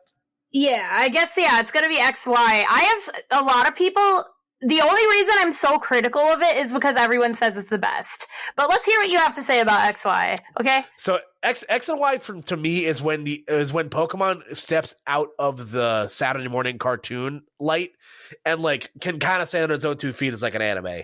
If that makes any sense. I would agree. Like, yeah, because you can tell. Oh wait, I need to say before we stop talking about Black and White, the N arc after the League is so good. It is really that's good. Some of my favorite Pokemon anime, and like Team Rocket is a lot more serious in it. They do try to do things really differently, and that is when Ash like gets dumb, but like that's the only time that happens. They say that he gets dumb every season or every series. No, he doesn't. He just gets a new team, so that's why he starts from the bottom, is because he gets a new team. Oh yeah, right. I guess I'm not done talking about Black White. Right, I do. Okay, before we, I do also one question for you. Like, do you like? I don't know if you've ever like bought into this or not, but I've heard people say that like the reason that like X and Y has that like that last arc that it does is because we never got that fruition between Team Rocket versus Team Plasma, like in that in that middle so they arc. actually they released a trailer for Team Rocket versus Team Plasma, and then I think there was an earthquake or something that happened in Japan, and like disaster. There was a lot of buildings destroyed, so they decided, we're not gonna delay it, we're just gonna change the plot of the whole show. Because then Team Rocket stops wearing their black uniforms. They become they're still very serious throughout this show, but like, this is the only time they don't bring Wobbuffet with them either, is Black and White. I miss him. I missed him so much. during Yeah, Black that's and the. I White. mean, they brought him back for every other season, but yeah, I missed him Thank too. God. Yeah, they were definitely I less always goofy. have attachment to Team Rocket's team. I love Team Rocket's Pokemon, but in Black and White, I felt no attachment to any of those Pokemon. I like Amoonguss just because he's funny. Okay, that's fair. That's fair. But like, I hate those jokes, though. I'm gonna be real. I don't blame you. I just think he's Yeah, yeah. I just think Amoonguss is funny looking. He's a Pokeball Yeah, mushroom. yeah, Like, yeah, that's fair. He's stupid looking. He's funny. I just thought you were gonna start talking about the imposter game. What No, you I just would never said, not. that's I would fair. definitely Okay, not. thank you, Absolutely thank not. you. Because I will leave your podcast if you keep making those jokes on me. I will leave. I will Okay, not do thank that. you. I will not do I that to really you. appreciate like I appreciate you. You're like, I'm not gonna talk about the imposter game. I'm not gonna talk crap about Go. I respect all your opinions. You've clearly seen a lot of this. Thank you. I have. I like to think I'm pretty studied on this. Like, I'm like. I don't expect everyone to do what I did. I'm insane. I'm not. I made a guide actually recommending like how I did this today. I was like, and I said like, also if you could retweet this, I would appreciate it because this is gonna get people. Okay, so it's Guide to Catching Up on Pokemon. I did retweet this earlier. Thank you. I did retweet this earlier. Guide to Catching Up on Pokemon. Watch what you have nostalgia for as a kid till you get bored. Watch all of Journeys. If you really hate Journeys, which is stupid if you do, skip to Masters 8 to the end. So don't skip Project Mew. Watch Besize Pokemon Master. And I give, I'm like 3 through 8 are quote unquote fan service, but they're still important to Ash, like demonstrating Ash's bond with Pokemon. I think I might make an episode on what you can and can't skip, but I still just think you should just watch it. Yeah, I said if there's demand for it, it would take me a long time. I'd have to make sure people actually want to use it. But I tell everyone like what sites to find it on because it's really hard to find it legally. Yeah. And like the best thing to do is get the Amazon Prime Video $2 Pokemon subscription. If you want to watch it legally. Yep, me too. Yep. If you want to watch it legally, that is the best way. That's how I've been watching. So I never, up until recently, I never finished Sun and Moon, but I just finished watching it on Amazon because I cry every time on when he catches Litten. No matter how many times I watch that, I cry. It's so good, but we'll talk about that in a second. So yeah, back to Pokemon X and Y. Like this is what I think Pokemon like steps out of just like it can be taken a little bit more seriously as an anime. Like they up the production quality. It's very clear in the battles, in the environments. Yes, I agree. I think one of the animators on the show like has credits on like Guilty Crown, and like if you ever watched Guilty Crown, I've never. Yeah, I would agree. I think X and Y is my favorite animation in the series. Yeah, it looks phenomenal. Like you could like everything, the way everything is stylized. Like everyone looks sharp. You know, all the colors pop. I love. I think this is when the show starts to kind of take character development a little bit more seriously, which is awesome. Yes. I have my biases when it comes to when it comes to Ash's traveling companions. Yeah, I have some criticisms here too. What do you think about Serena? Just tell me.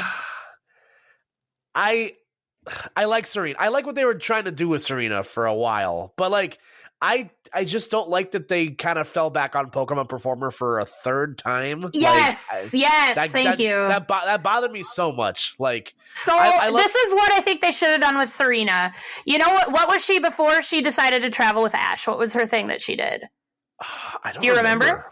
No, I don't. She was a Rhyhorn racer. That's right. That's what it was. Yeah. That could have been so cool if they just stuck with that. That would have been dope. Yeah, but the whole point was, she's kind of the opposite of Dawn. Like, Dawn wants to be like her mom. Serena wants to prove to her mom that she wants her own dream, which is the same. And as a female Pokemon fan, I kind of felt, and I really liked May and Dawn, but at this point, I started feeling, okay, so battles are for boys and contests are for girls. I get it. We're not good enough to be, and she only ever catches 2 Pokemon, and she's kind of treated like this trophy love interest for Ash. I don't like how they treated Serena. I like Serena, but I feel like they did her better in Journeys, kind of letting her do her own thing. But I do agree, like, I love the contests, but like, that's one thing I like about the Ruby and Sapphire Pokemon Adventures manga is they let the boy be the contest one for once. Yeah, that's so cool. Yeah, and that's kind of why I like having Liko too, is because like she's gonna be, and the only other characters that are really like this are Misty and Iris, that are focused on battling, that are female characters. Even with Chloe, they kind of fall back on contests a little bit, but contests are one of my favorite part of the things.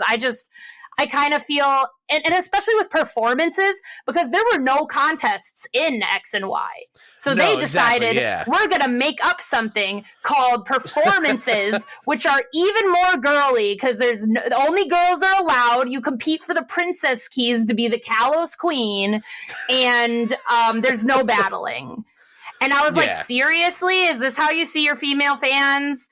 This is a hot take here, but I kind of think you and I have a similar mindset again. No, I agree. I like Serena, but and most people say Serena is the best written female character, and I very much disagree with that. I think they did her better in Journeys than they did in X and Y, and so much. She didn't do anything for 40 episodes, and then Shauna comes in, and Shauna's like, I love this. I actually have an Arya cosplay in the works. See, I don't hate X and Y completely. I don't. I have criticisms because everyone acts like it's peak fiction, and I have issues with some of the writing. I don't like Ash Greninja. I'm going to get into that too. But just wait. That's coming. I don't think you agree with me, but I think you'll understand my reasoning. I'm willing to hear it out, but I also have some feeling about Ash Greninja as well. So okay, yeah, because of what it sets precedent-wise going forward. So yes, I have issues. Yeah, but, I don't hate Ash Greninja, but I just they should have just. It's a freaking X and Y anime. Ash does not get Mega Evolution till Journeys. So they made up performances. They're like, we gotta make something up because we gotta give Ash all Gen 6 Pokemon. This is why I talked about Glalie. He could have Mega Glalie. He could have Mega Charizard. He could have Mega Sceptile. They could have brought back his Pidgeot, done Mega Pidgeot. What else does he have that can Mega? There's a lot. Yeah. They could have brought back one Pokemon to do Mega Evolution with, okay? But no, they're like, and they never gave the Kalos starters Megas either, so they're like, his Greninja's gonna be his Mega, but we're gonna make up something entirely new called the bond phenomenon, and how it's gonna work is that Greninja's gonna grow hair, and we're gonna call it Ash Greninja, and you are never gonna see this again with any other character, and it has nothing to do with the games, but we're gonna put it in the games, even though we didn't make Pokemon Z. We're gonna just throw it into the Sun and Moon demo, just because, I don't know, I guess we never got around to making Pokemon Z. And they actually kind of retcon Ash Greninja. Did you notice that in Journeys? I did notice that. Yeah, they do not show him at all in the they actually show. Yeah, because he was transformed that entire battle with Charizard. There was not a single time he was not. And people are like, "That's not accurate." And I'm like, "Nope, that's a retcon," because they realized. Yeah, and then Battle Bond doesn't turn you into Ash Greninja in Scarlet Violet anymore. So I'm actually they explain it with Aura now. So they explain it with something that makes a little more sense, because you never see this bond phenomenon ever again. And it's so weird. Why does Greninja grow hair? It already has a tongue around its neck, and now you want the frog to have hair? It's weird. That's weird. Just give him a Mega. It's X and Y. And, they could have given Serena one, but nope. She has to only ever catch a Pancham and an Eevee, be the token Sylveon girl. I don't like, Serena kind of represents everything I don't like about how anime sometimes treats female characters. I wholeheartedly agree with you. Thank you. Okay, thank you. I'm not gonna... Your hot takes are valid here, for sure. Because I feel the same way. Like, for everything that I enjoy about X and Y as an anime, for in terms of companions, I love Clement. I love Clement! He's Clement. The future he's so is now, thanks to science. He's so wow, funny. Science is so amazing. Like every episode, and then it the invention explodes, and he has a freaking Lux Ray, and he has this cool battle with Ash, and they actually give him a lot of electric types. And Clembot, I cried at. I'm not gonna spoil, but I cried about Clembot in X and Y. I cried about Clembot. Yeah, I cried about it too. You and I have the same opinion about this show. I don't hate it. Everyone acts like I hate it. I'm like, no, I just hate that everyone thinks Serena is just the best thing that ever happened to Pokemon, because I think that they fixed a lot of the problems with X and Y and Journeys, which is making which is, I'm gonna be honest, Amor shipping. It was pushed way too hard, and especially it was pretty one sided. Like Serena, she incorporates the little blue ribbon into her outfit, and like and they of course, lean too heavily into it. Yeah, and it's a little too forced, and like that's the only reason she even joins Ash. She does nothing for 40 episodes. She meets Shauna, and then Shauna's like, I like this girl, Arya, that's a performer. And then Serena's like, wow, I guess my entire life goal will be to be exactly like this person that I just heard about 5 minutes ago. Peak character development, like, I don't know. I prefer like the game Serena. I like Serena. I think they did her a little bit dirty. I think they should have at least let her catch 6 Pokemon like they did with May and Dawn. Yeah. They had more than 6 Pokemon. She only ever has those 3 Pokemon. And her Pancham can never evolve too because it requires her to be a dark type. Oh, that's right. Yeah, it's funny because like I remember when they brought back Serena for Journeys, and I was like, did she? Because I was like, did she really have 3 Pokemon happy the whole time? That they like, that they didn't lean too hard in the Amor shipping when they brought her back. I was a little, thank God. Yeah, but everyone else thinks that like Liko is Serena and Ash's daughter. I'm like, let it go. He's gay for go now. Just let it go, please. let's leave. They only needed to show Serena and May holding hands in the colors of the lesbian flag during the finals. Let me pull this up here. They're dating. They're married with a kid. I actually ship Drew with May. I don't ship them together. I don't really have a ship for Serena, but Drew and May makes more sense. Drew and May, I don't only ship gay people. It's just Journeys. I think this is a reason. I think Journeys is so gay because that way when the time skip, they don't have to have kids. I think there's an actual reason behind that because then in the time skip, they don't have to have kids. Where is this? Like, oh, sorry, I just scrolled past some actual porn. I didn't mean to. This is what I'm looking at, though. This image. I also really ship Dawn and Chloe too as well. But yeah, this is literally the colors of the lesbian flag holding hands while she's watching Ash in the finals. People were so mad about that. All of Journeys like go, even freaking like Gary and Horace is kind of like a ship. Like I understand people being like, I don't think Gary's gay. I'm like, okay, then who would he be with? True. Like what girl would he be with? I feel like the most reasonable answers are Ash, Tokyo, and Go. Like what girl in Pokemon besides? I know he has his fangirl club, but like, which of them would he date? Mm-hmm. Also, have you seen the? Hold on. I'm sorry. I gotta. I'm seriously, yeah, but I have more on my Instagram story. This is a real thing. This is official. What did they mean by that? Like, and they're white tuxes too, and like, isn't that normally what gay men do? And Ash is wearing shorts to the wedding. He's marrying Gary and Go in this picture. I was gonna say, are they poly? Like. I don't know. You gotta throw Tokyo in there if it is gonna be poly. Otherwise, it's not fair. But really, I like Gary and Tokyo, and then Go and Ash. But I also think that Go and Gary is okay too.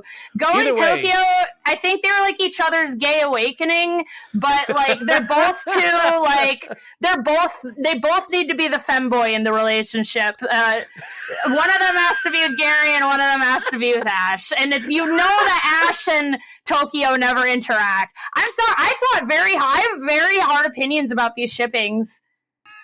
And then they're like, it's about 10-year-olds. I'm like, okay, then why do they write this? Why do they write this then?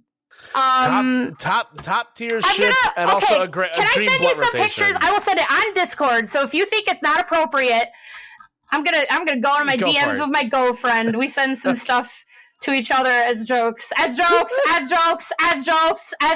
but it's real from the anime. Okay. This is gonna be the best episode of the podcast ever. All right. So. Okay. Oh, well, this isn't. We were talking about Ash's cross-dressing habits and how it's ridiculous that there's no cross-dressing in Journeys, because this was Sun and Moon. Yes, Discord, I'm human. Now I have to click on pictures of popcorn in order to send a picture of Ash Ketchum cross-dressing. What do you want from me? Yeah, look at that. Like, I'm serious. If they don't want people to make, like, ships like that, then why do they, like, put that in? And, okay, this one is really bad, okay? This one's really bad. This is part 1. This is a story in 2 parts, okay? This is part 1. This is part 2. And Gulpin is the hand-holding episode. I think that's the most wholesome episode. And once I saw this, look at the second picture. This ruined it for me. You see this? And do you notice that Go is always the bottom every time that they do this? They know what they're doing. They know exactly what they're doing. This is the same episode as that. God, that's insane. Yeah, I need to find some more. There's one. It's so funny.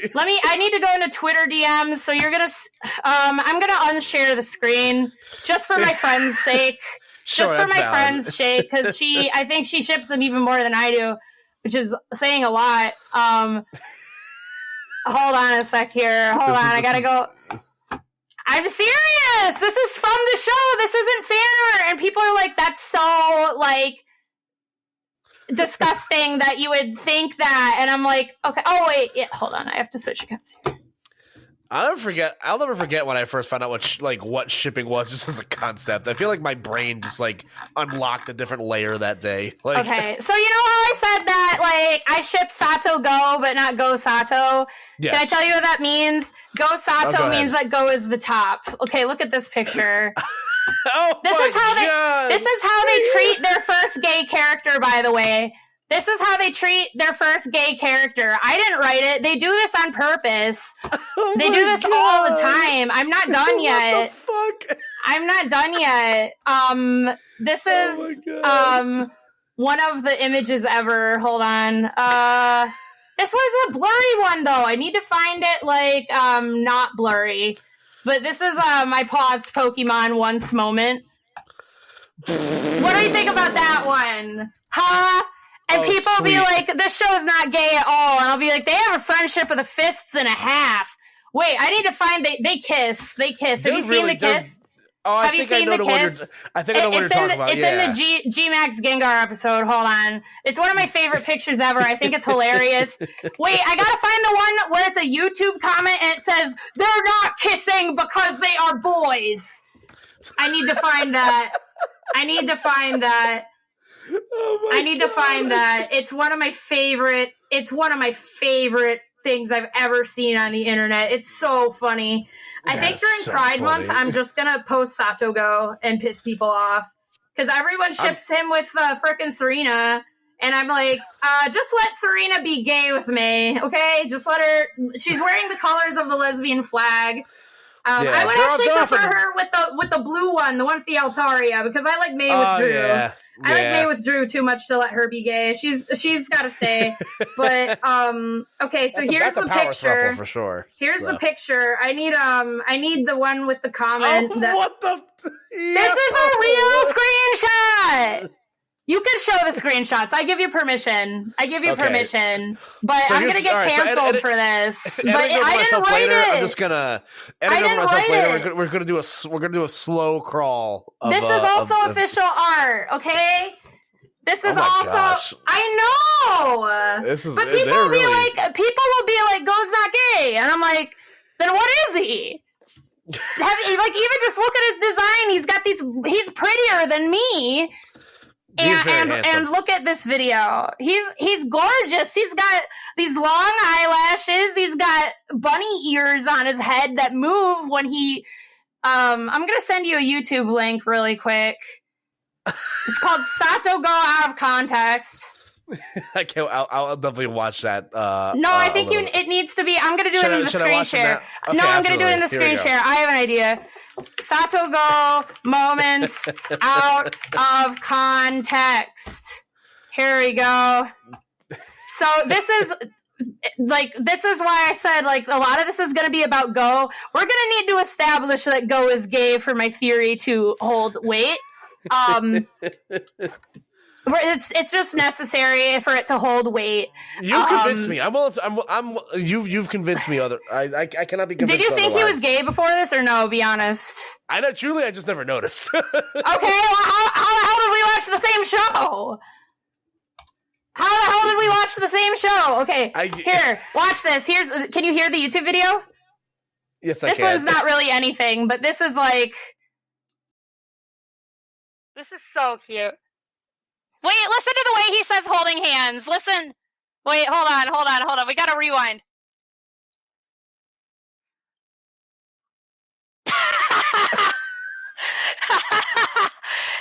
Oh my god. This is what I'm talking about when I'm like, actually, that was important to my theory too.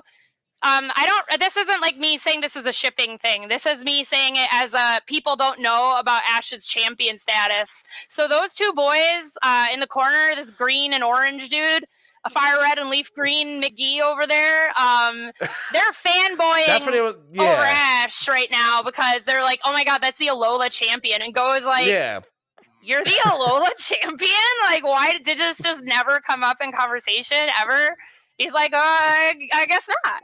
But okay, we're gonna keep going. This is only a 2-minute video. Goes back to Alola. Okay, wait. No, it's not this one. It's this one. This one is funny. Watch.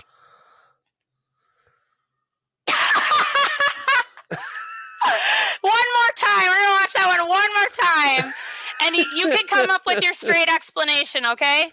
Wait, hold on.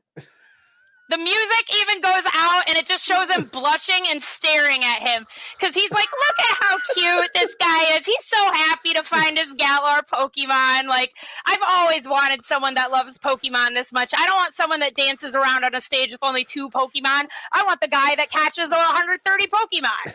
Like, look at how he looks at him here. He's in love. He is in love. He is in love right here. And some of this is, you're going to be like, is that really necessary? And that's how I feel too, but it's there. I didn't write it. This is his mom. She works for the Go-Go Systems. This used to be my picture, this picture of Ash right here. That's funny. This used to be my profile picture, yeah. This is funny. I'm right outside your... This is bad. Like, was that... Did they need to do that? Oh. It's like... What was the point of this? What was the point of this? Did they need to do that? This is not the only time... there are actually 4 times in this show that... It's sad that I know this. There are 4 times in the show that Ash touches Go's ass. You only notice this when you ship them. I'm sorry. This is cute. Listen to the line delivery here. And then this is when his bunny ears move. This is the clip I pulled this video up for because I was trying to think where I could find it. But this is cute. Okay. The Gengar episode.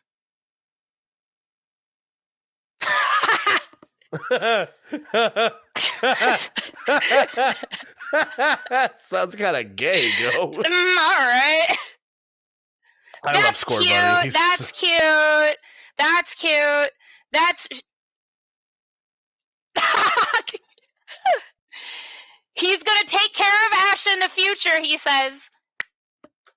Oh that's my gosh. Cute. So I'm going to have a Go quote. Like, I'm going to do a Go cosplay, and one of the quotes is going to be like, you took my breath away. And it's from this scene. Right here. That they almost kiss. They almost kiss there.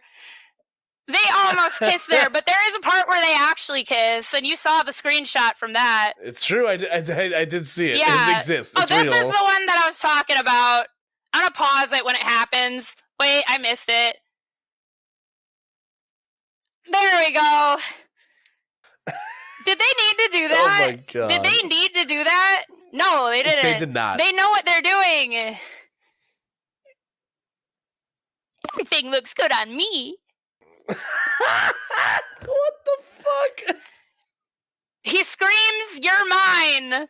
And also, do you remember this episode with the Snorlax? What was the I do remember this. point of Go taking Ash's clothes? Because I honestly don't remember. There's no. He just took his outfit. Yeah, I'm like, what are you doing, Go? Why are you taking his clothes off? Was that necessary? No, it wasn't. Why is he wearing it over his backpack? Oh, sorry, I paused it at a bad part again. I actually didn't mean to do that. That happens all the time. I'm sorry. I don't do this on purpose. So why does he wear it over his backpack like that? If you're gonna take his clothes, Ew. he's so stylish. Go is so fashionable. Why are you gonna wear your little boyfriend's jacket over your square ass backpack? Have you ever done that? Ironically, like where you've just like worn a jacket like over your backpack? It's not comfortable. I don't think so, but I don't know. Go seems pretty comfortable. Go seems pretty comfortable. Gosh. He does seem pretty comfy. I'm sorry. They did not need. Hey, yo. That was just funny. Where he's like, it's not on the floor. Oh my god. I can't. This is so cute. funny. Oh my That's god. That's cute. Like, I mean, that's so funny. So yeah, this is now you see. This is how they treat. So Go is like not only like POC representation, but he's gay representation. He's both. He's like, I'm not trying to say he's the woke character of Pokemon because he's not woke. He's just a badass. He just happens to be like, cool. I think he's like Blasian and gay. They gave him a black voice actor, so he has to be black, right? They tend to do that. Sure. They tend to do that. Yeah. So he's like black and gay. It blends. And that's why everyone hates him, but they like Liko. They're just racist and homophobic. That's why they hate Go. You heard it here first, They're folks. racist. That's if you hate Go, you're racist and homophobic. I'm serious. I'll fight you. You heard it I here will first. defend him. He is my little sunshine boy. And I love him. We went on he a long deserves tangent as from Pokemon many X and Y. boyfriends as he wants and as many Pokemon as he wants. He deserves whatever he wants. I agree. He can have the world is his. Yeah, literally what is do you know what his catchphrase is? Oh, I know what it is. He says I it just like don't remember 200 what it is. times. And this is part of my theory too.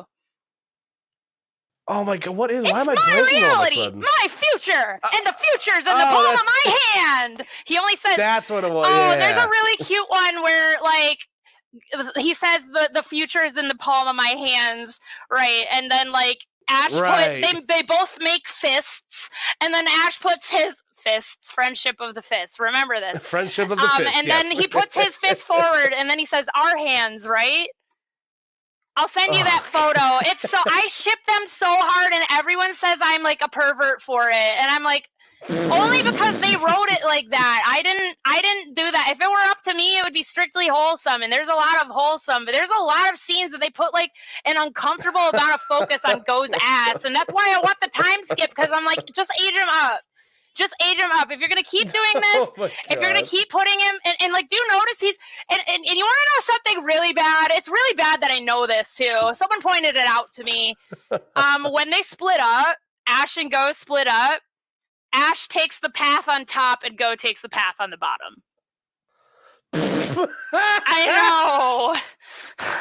I know. Someone pointed that out to me, and I was like, "Oh my god, you're right though." That's how they. Oh, that's why I'm like, if you ship Go Sato, I don't like that. It's Sato Go. Bruh, that's crazy. Oh my god. I'm sorry. I'm sorry. I didn't. You don't think I'm weird for shipping them though, right? Because a lot of people. No, I don't. I do not think you're weird, Goose. I think that think you're weird. Do you see that picture of them kissing? You gotta put that in. So people will be like, that is not a kiss, but they'll see like Ash's and Serena's feet and be like, this is the most romantic kiss I've ever seen. And I'm like, you got that right there. And even if you take that frame out, it's like a running, jumping hug. And then they put their arms around each other and they're like, yatta! Like, it's so cute. And, I love this show. I watch it for the fluff. That's why can I just say something? Pokemon Journeys is a yaoi. It is. It's actually a yaoi. Oh my god. Maybe I have a different definition of that. Maybe BL or boys love is the correct term. I don't know. No, yes. But there's also gay women. Like I haven't even gone into Dawn and Chloe. Everyone in this show is gay. And it starts at Journeys. Like before that, like I mean, I guess you had like Harley, the Cacturn guy. Like he seemed pretty fruity. Wallace, he seemed pretty fruity, right? But like until Go, well, actually, this first homosexual canonical character in Pokemon is Ash's Corphish. It's true. They have never. There's going to be. I'm calling it during June. Pokemon is going to be like. Go is the first gay Pokemon character. I'm calling it. If not this year, then next year. Like they're gonna age him up, and I'm like, okay, if you're gonna like put that much focus on his ass, just make him 18, please.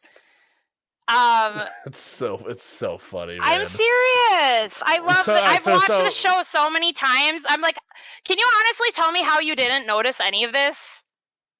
I'm gonna be honest with you. I don't know why. I don't know. I got nothing for you. You just watched him literally grab his ass falling down the stairs, and you thought nothing of that. You thought nothing of that. It went right over.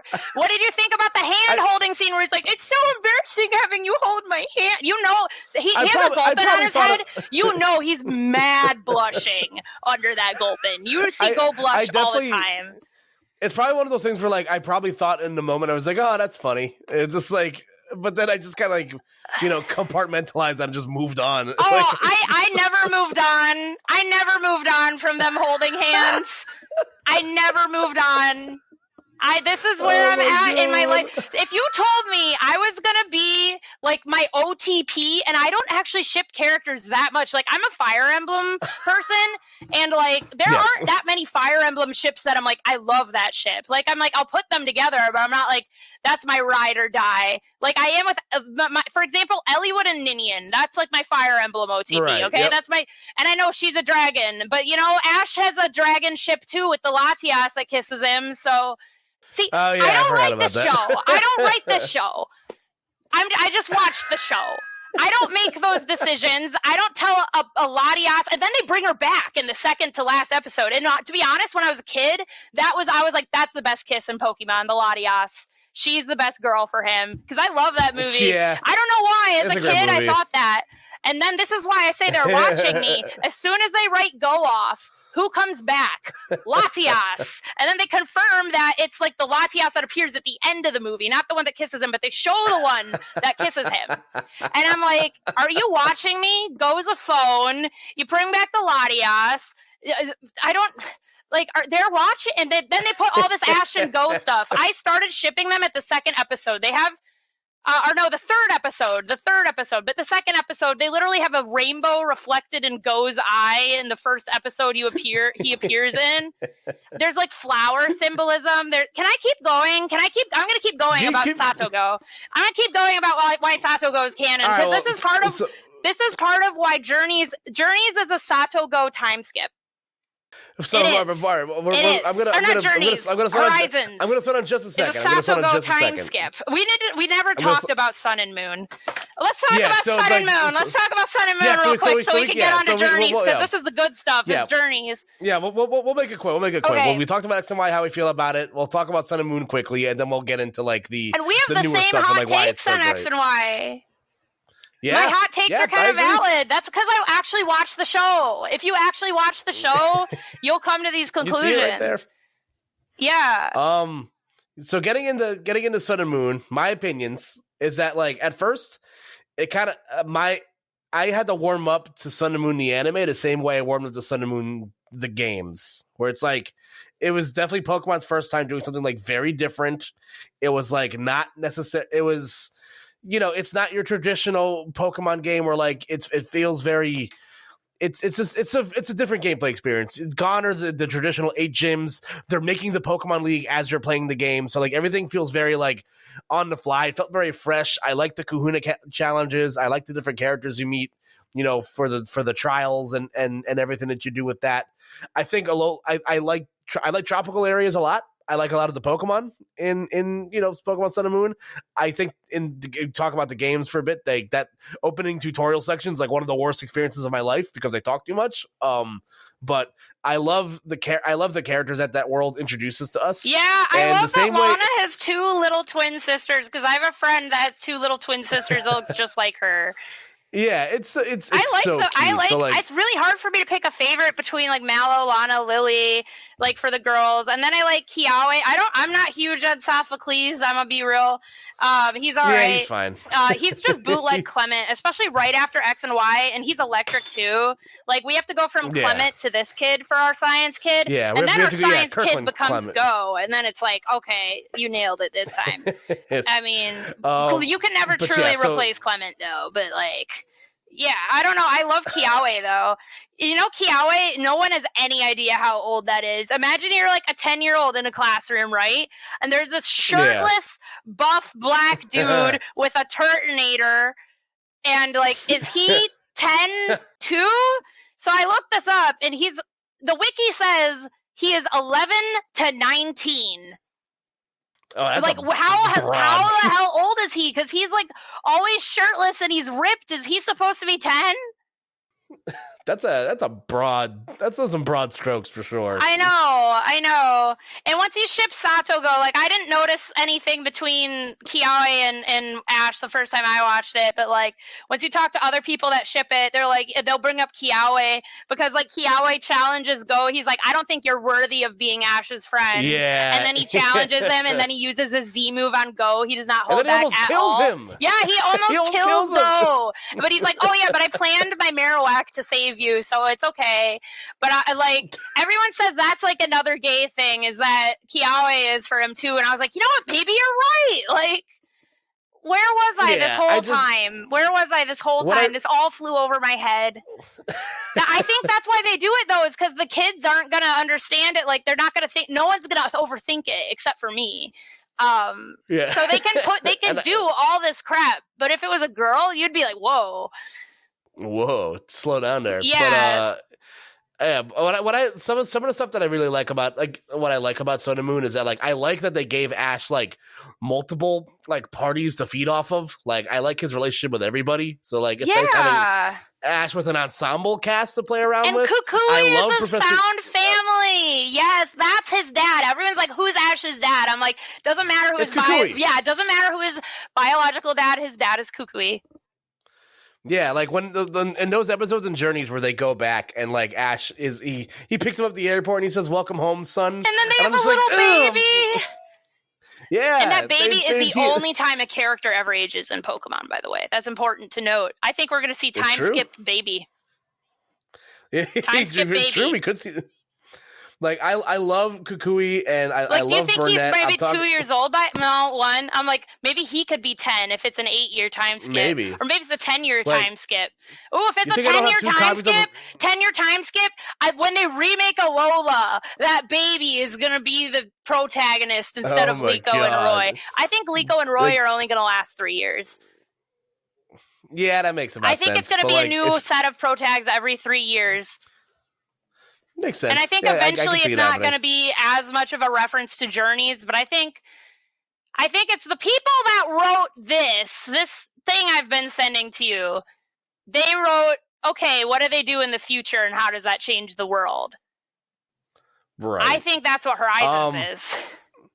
Anything else you want to say about Pokemon Sun and Moon? The ending of like, I will say, I don't think the art style is bad, but I hate how Sun and Moon Ash's face looks. I do not like it as his face looks fucking terrifying. I know, and they went from XY to that. I understand, and I think this is why they made AU Ash, the movie Ash. I think it's because people were so mad about that art style change. And then as soon as Journeys came out, everyone was like, okay, well, Sun and Moon is way better. And I was like, everyone hated Sun and Moon when it was out. And now it's the cool one. And now it's my turn to have the cool anime because my anime is where Ash actually becomes a champion. So my anime is the best. What's your take on the seasonal ace of Lycanroc? Agree. Dusk Lycanroc is one of my favorite Pokemon ever.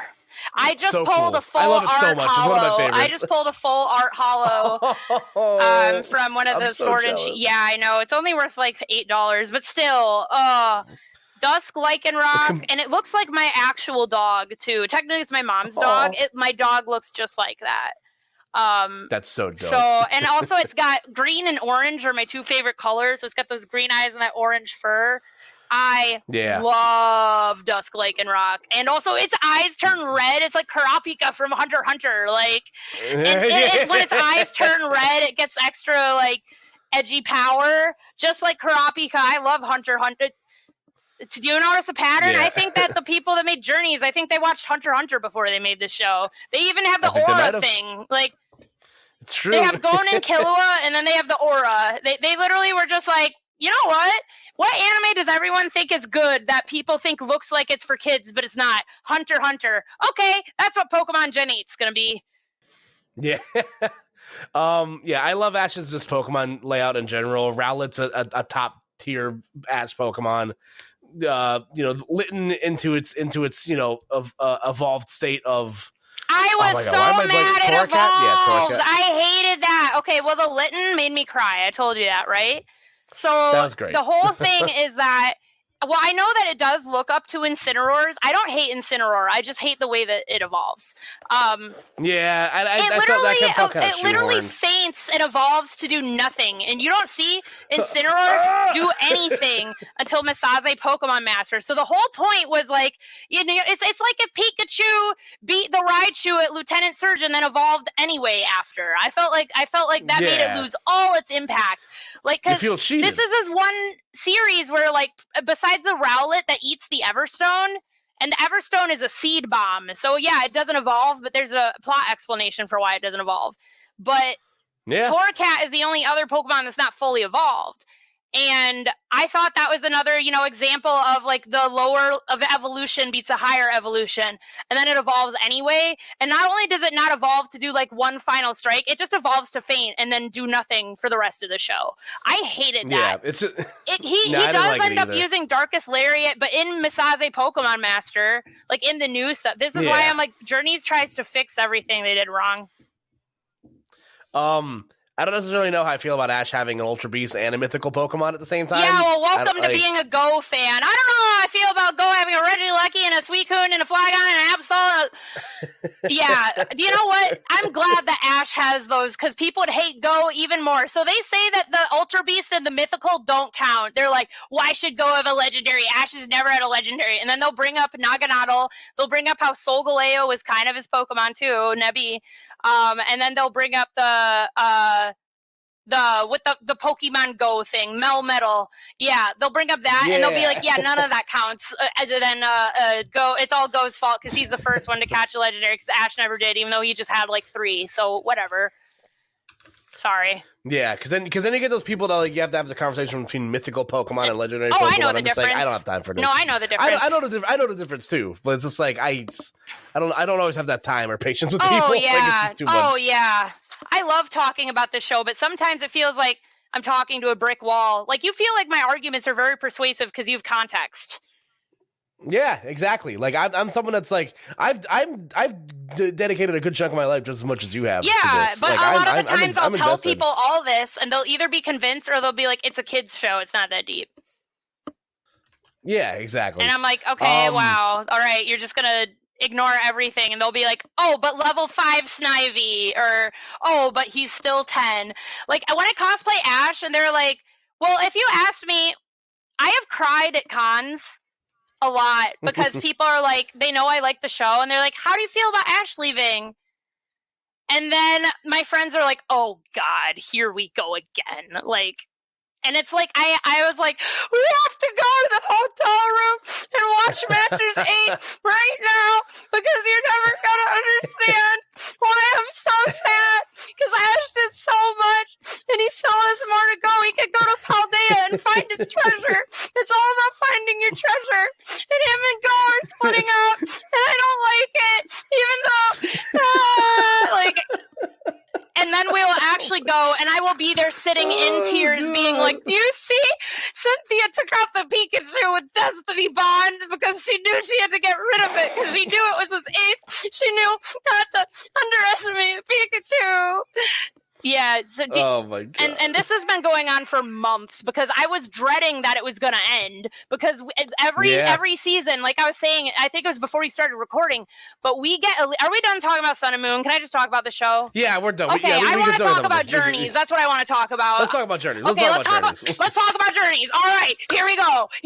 This is it. Okay, so what was I saying? What was I actually saying before I started popping off? Masters 8? Yeah, something about Masters 8. I don't know. No, that wasn't it. No, I think it was that I was crying all the time, and my friends were like, yes. Oh yeah, no, it was about Masters 8. Because every league, that's when we get the trailer for the next show. Right, yeah. So we didn't get a trailer, and I was like, it must be because they don't want to spoil if Ash wins against Leon or not. That's fair. Right, yeah. I'll be patient. And I was patient. And then the video game came out, Scarlet and Violet. And then he actually became champion. And then I'm like, okay, I'm going to watch Go's Big Gay Adventure and Project Mew and Cope, and then hope that they stay. I hope that they stay, because and also Go is a long way to go. I could see Go continuing on being the protagonist without Ash, but I think people hated him so much that they did a time skip because they have to let him catch Pokemon off screen. I would gladly watch a show about Go catching every single Pokemon and without battling half of them. So Go, this is important. Do you know why his name is Go? I feel like I know the answer to this. I've probably heard it somewhere before. It's because of Pokemon Go. Yes. So I don't know if you noticed this. He almost always throws curve. He says like the best way to catch Pokemon is with a super curveball, whatever that means. And then that's why I'm like, well, yeah, he didn't need to battle them because he used a super curveball, dumbass. It's Pokemon Go. And then his phone will be like, excellent, or like, nice, great, excellent.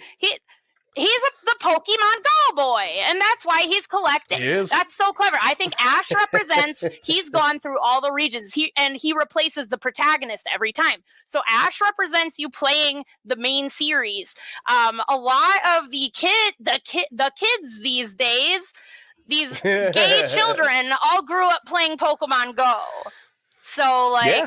That's why he has his phone. We're going to talk about phones more. He has his phone out a lot. You know, it's saying, nice, great, excellent. He's catching all the Pokemon. He uses a super curveball.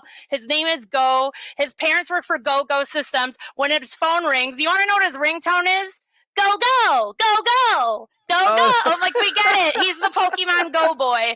And then sometimes I'll be like, do you know why his name is Go? And people will be like, no. I'm like, okay, how did you get through that whole show without putting that no offense. Idiots. I'm like, of course he's the Pokemon Go boy, dumbass. And he's gay and he's black and you have to deal with that. Sorry. He's the new protagonist. Ash and Go are dual protagonists. They constantly are represented by the colors red and blue. This is also relevant to Horizons. Horizons is red and blue coded. If you look at the logo, it's red and blue gradient. Have you seen the logo for Horizons? I have seen the logo, okay, yes. Because I can pull up pictures. And then Liko, she's like blue hair, blue eyes. She has the same eyelash physics and hair as Go. You also have to like pay a lot of attention to Go to notice this. But every time he turns his head to the side, he has... So these the red hair things, do you know what those are? No, I actually don't. Most people think they're hair clips. They are highlights. You see a scene of Go brushing his teeth. He has bedhead and he has little red hairs sticking out. So that is his hair.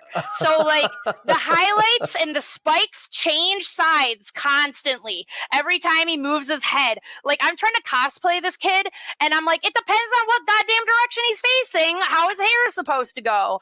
Liko's is the same. Black hair, blue highlights. She's a stupid. Sometimes it's in the back, sometimes the left side, sometimes the right side. But the little bang thing always faces the same way, just like Go's little bang thing always faces the same way. And then he has eyelash physics too. Sometimes his eyelashes are on like the far side of his eyes, and then sometimes they like point like windshield wipers. That's the best way I can describe it. Liko, same eyelash physics, same awkward social skills as Go too. Because like when he first starts his journey, he's like, will chase after this Lugia because I'm so smart. I can read the weather currents and the temperature to analyze that because I have a computer in my room with 6 monitors because my parents work for a tech company and leave me alone at home with some soup with carrots cut in the shape of stars. Did you know he likes vanilla ice cream and stew with carrots cut in the shape of stars?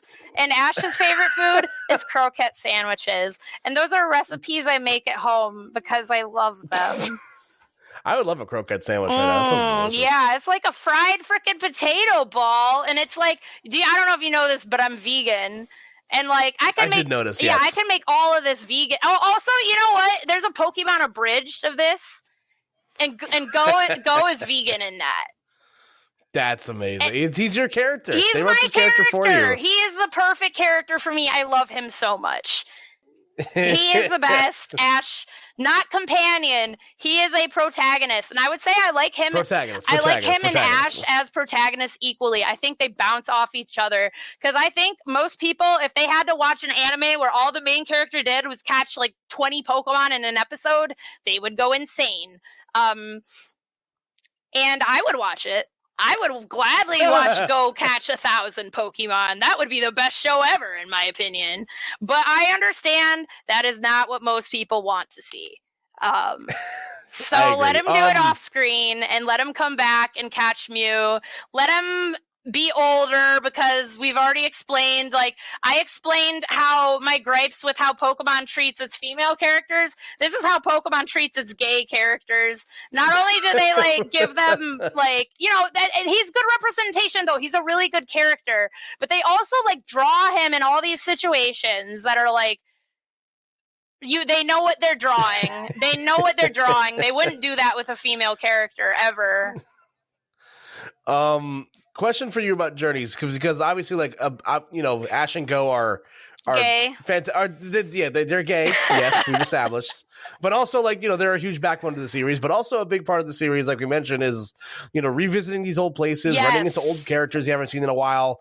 Who's your favorite of, like, the character of the day cameos of people that come back? Ooh. And is there a character you wish came back that didn't appear? This in is a Journeys? great question.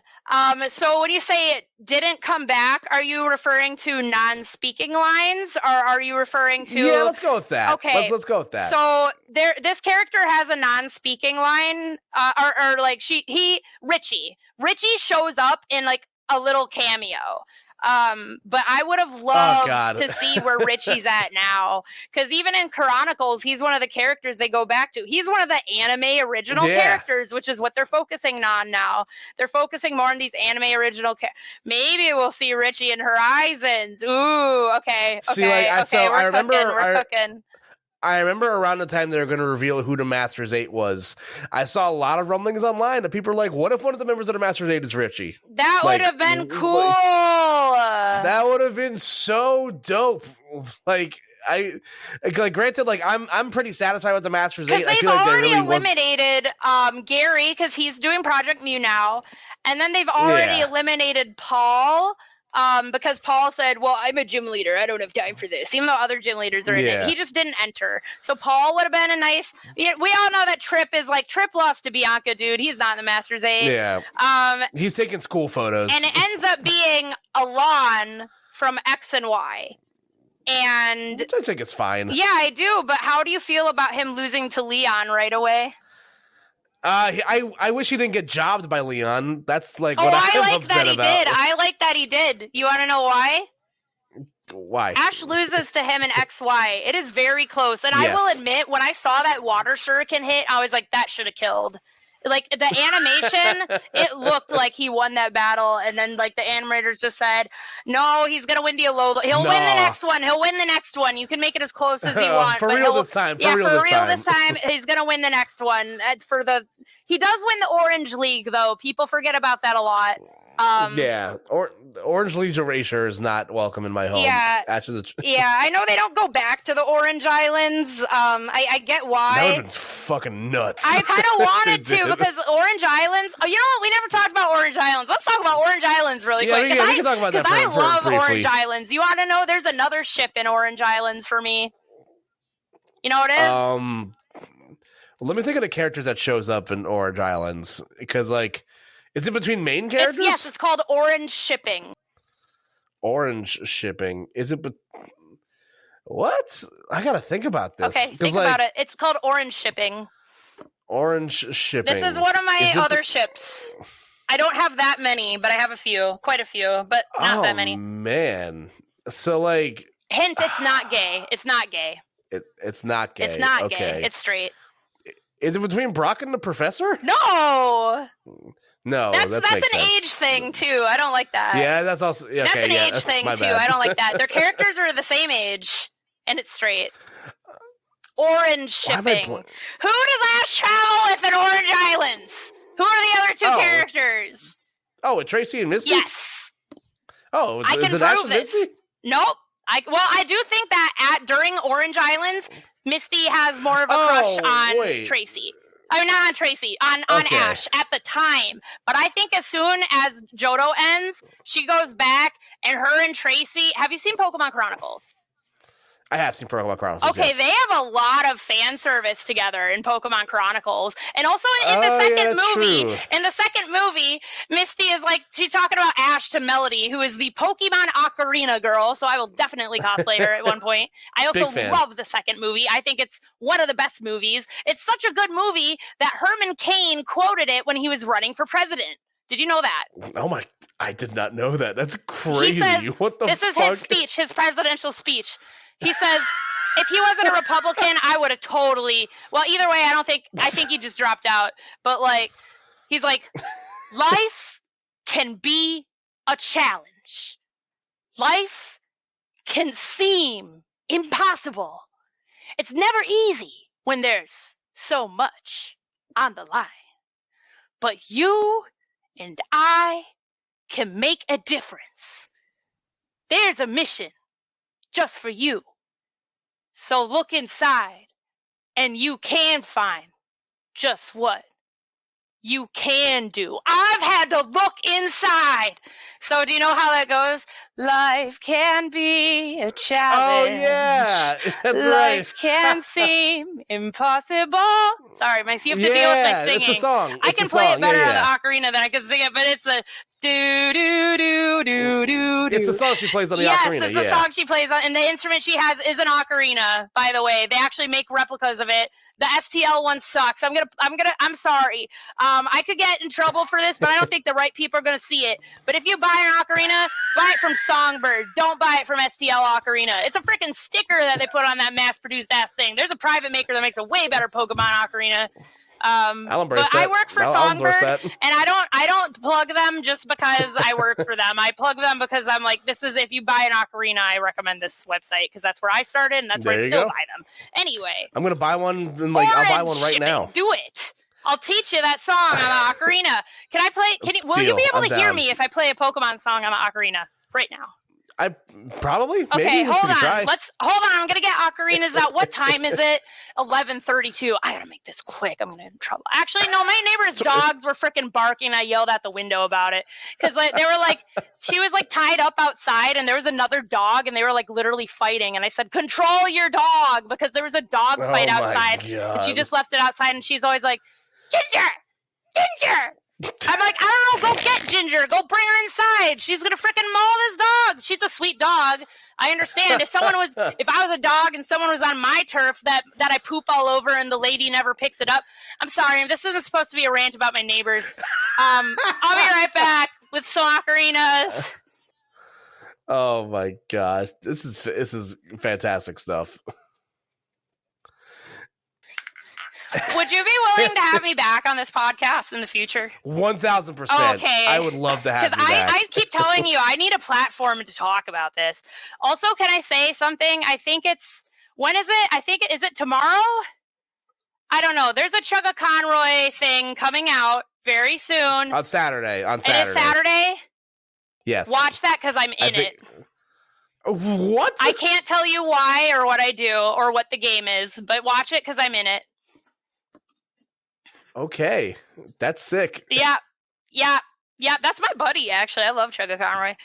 I've met him. I've been a fan for a long time. To be honest, I haven't watched that much outside of Crystal, but I love the dude. I I should have watched more of his stuff. I met him once at a convention, and he's very cool. Oh, him and I have like gone to MagFest, and we're like, he does this little like dance where he like puts his arms out and just swings from side to side. Yeah, him and I do that dance. Yeah. Me I and my friend. did that with him when I met him. Yeah. See, so you know. All right, tell me if you can hear this Ocarina song or not. I'm gonna play that Lucas song. I can hear it.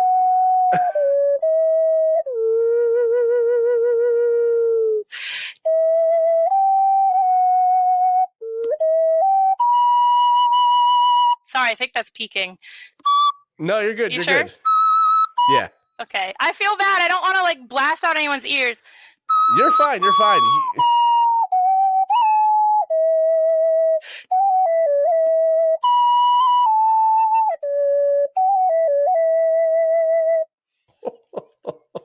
That's so awesome. Can I tell you a story about this ocarina? Please you can't. go ahead. I don't have my camera on, so you can't see it, but it's freaking beautiful. And I got it at a pawn shop in a small town in Wisconsin that I no longer live in. And for $15, this is worth like $200. And I saw it and I was like, holy crap. And I knew how to play the ocarina at this time very well. Not to brag, but I knew the ocarina very well at this time. And I said, excuse me, can I try playing that instrument? Would you mind if I see how it sounds? And they said, yeah, sure. And I play that song, and the whole pawn shop goes quiet. And I know this is going to sound like r/that happened, but everybody clapped. I felt so cool. You are cool. That's. Do you know how the? Hold on.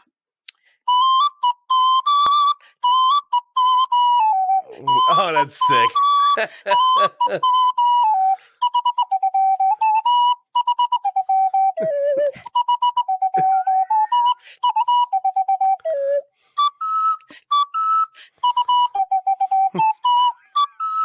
This is so awesome.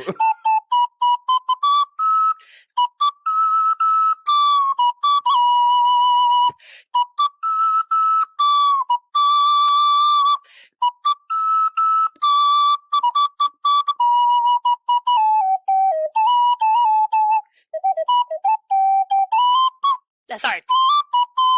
There's a part that goes like, and then there's a. Remember, I'm kind of high.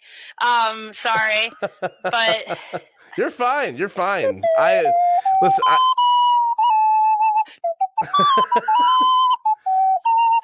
I love this. This is fantastic.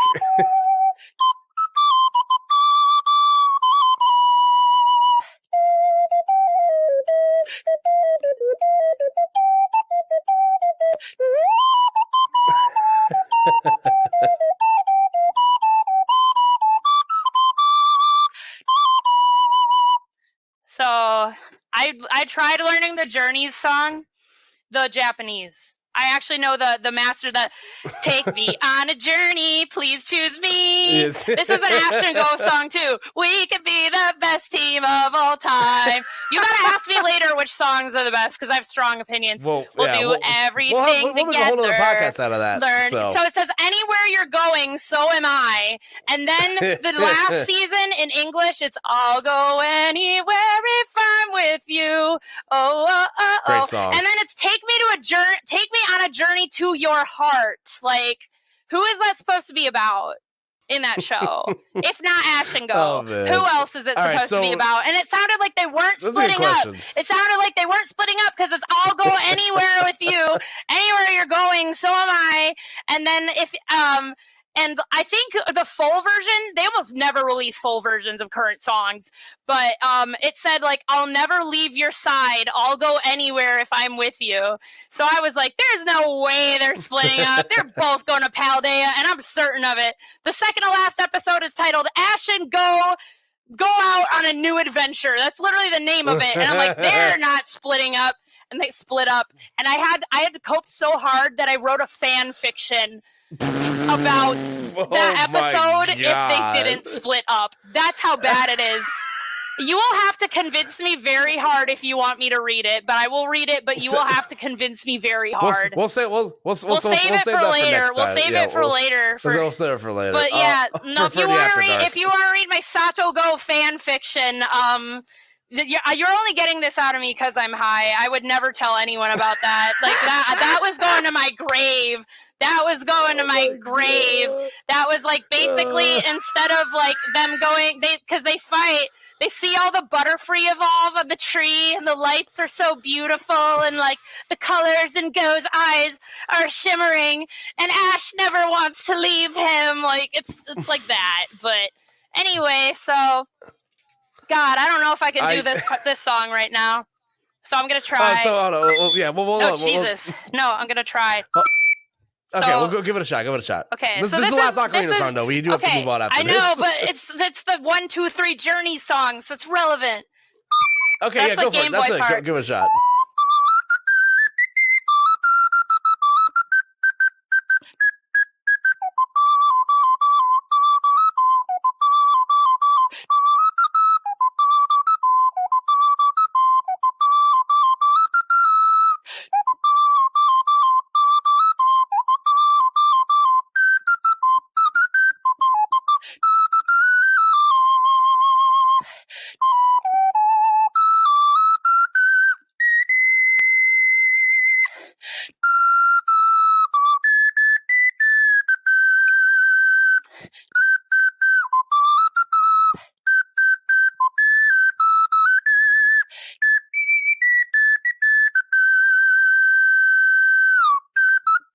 Sorry.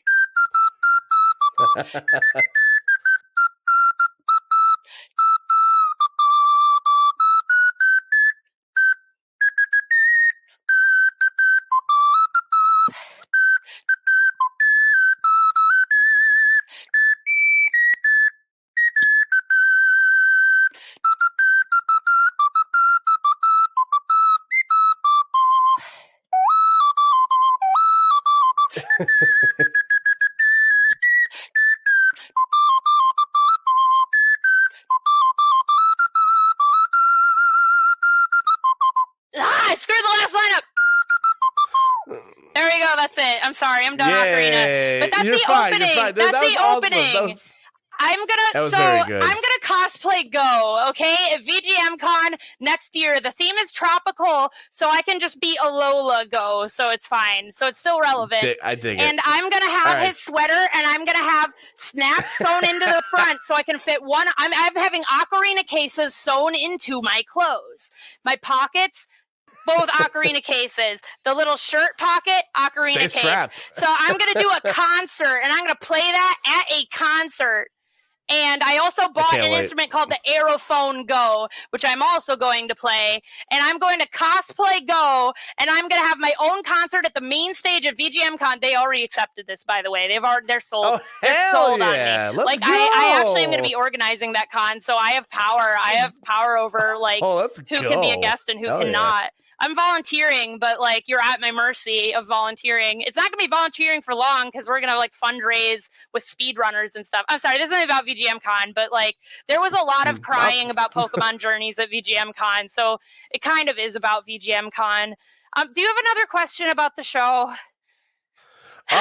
So yeah, we're getting near kind of like the cutoff time for right now. But let's talk about like what I'll end off tonight with, because I want to have you back at some point again. There's too much Pokemon content to cover. I'm sorry.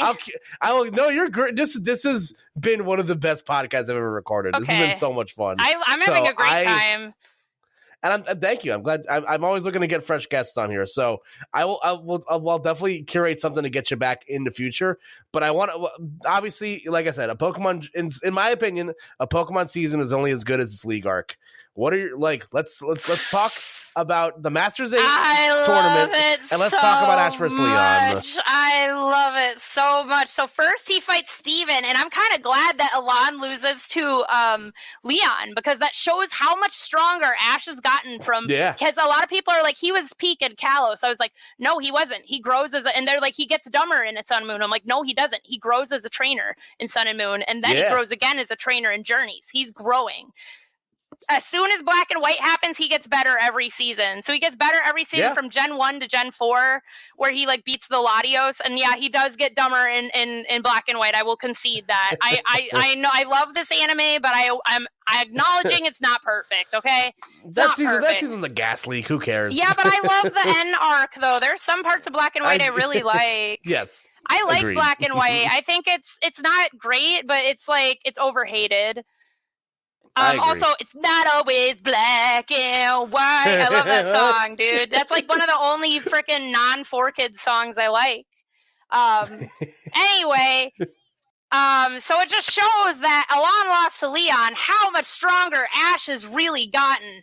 And that's why people don't like the Masters 8, is because they say he should not be beating Steven and Cynthia. I'm like, he fought Drasna from the Kalos Elite Four, a dragon type trainer.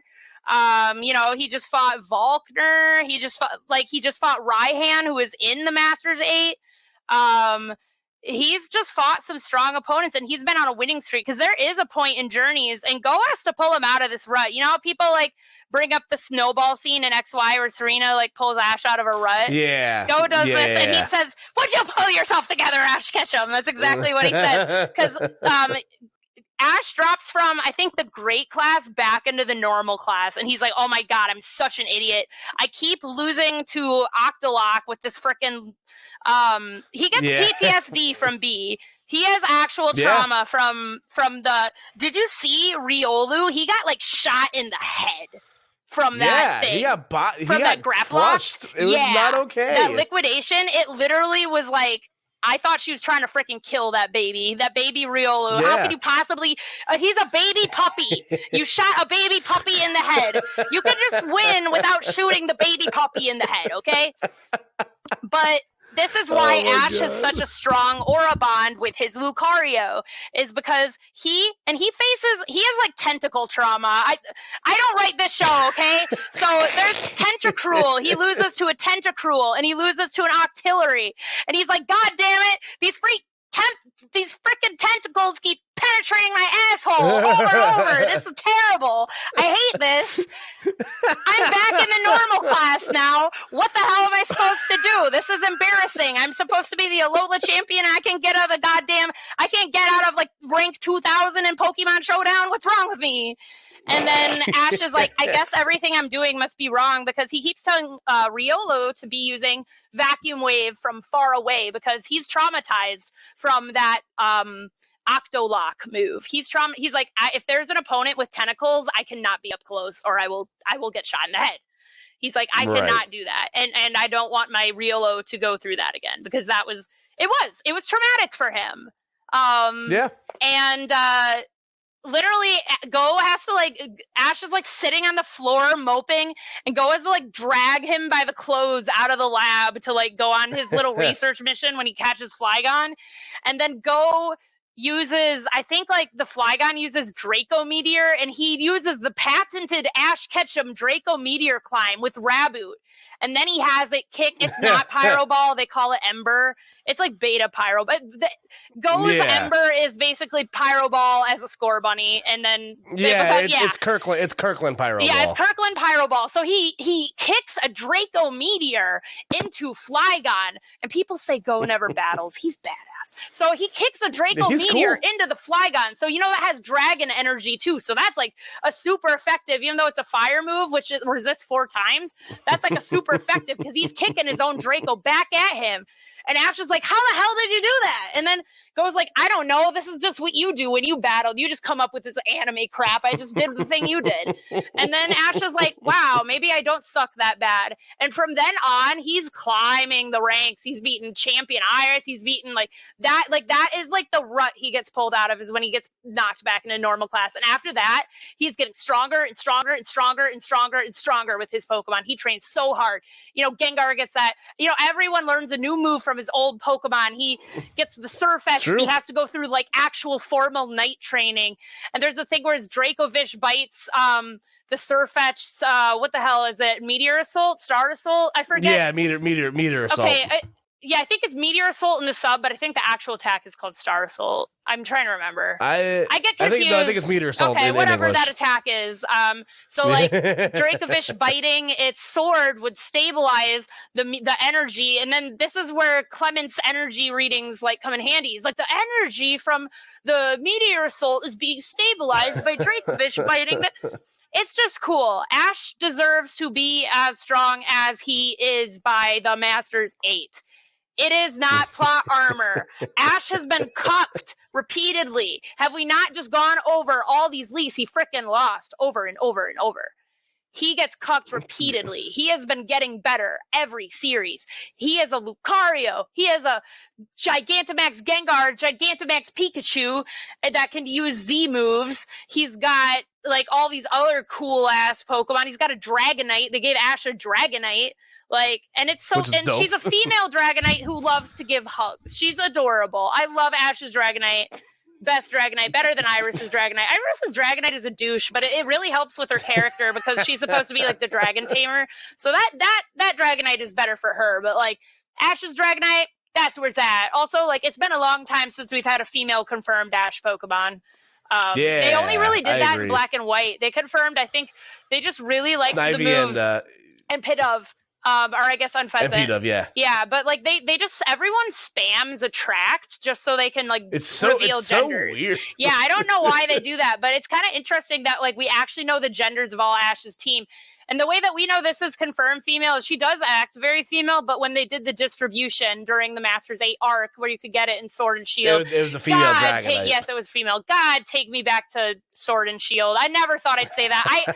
I was a Dexit person. I hated that game the first time. I played it the second time after I watched Journeys because the second I saw Leon take his shirt off, I was like, okay, maybe Sword and Shield is worth a second try. Oh my god. I'm not kidding, unfortunately. I think Leon's hot. I'm gonna be real. I like him and Sonya. That's my ship, him and Sonya.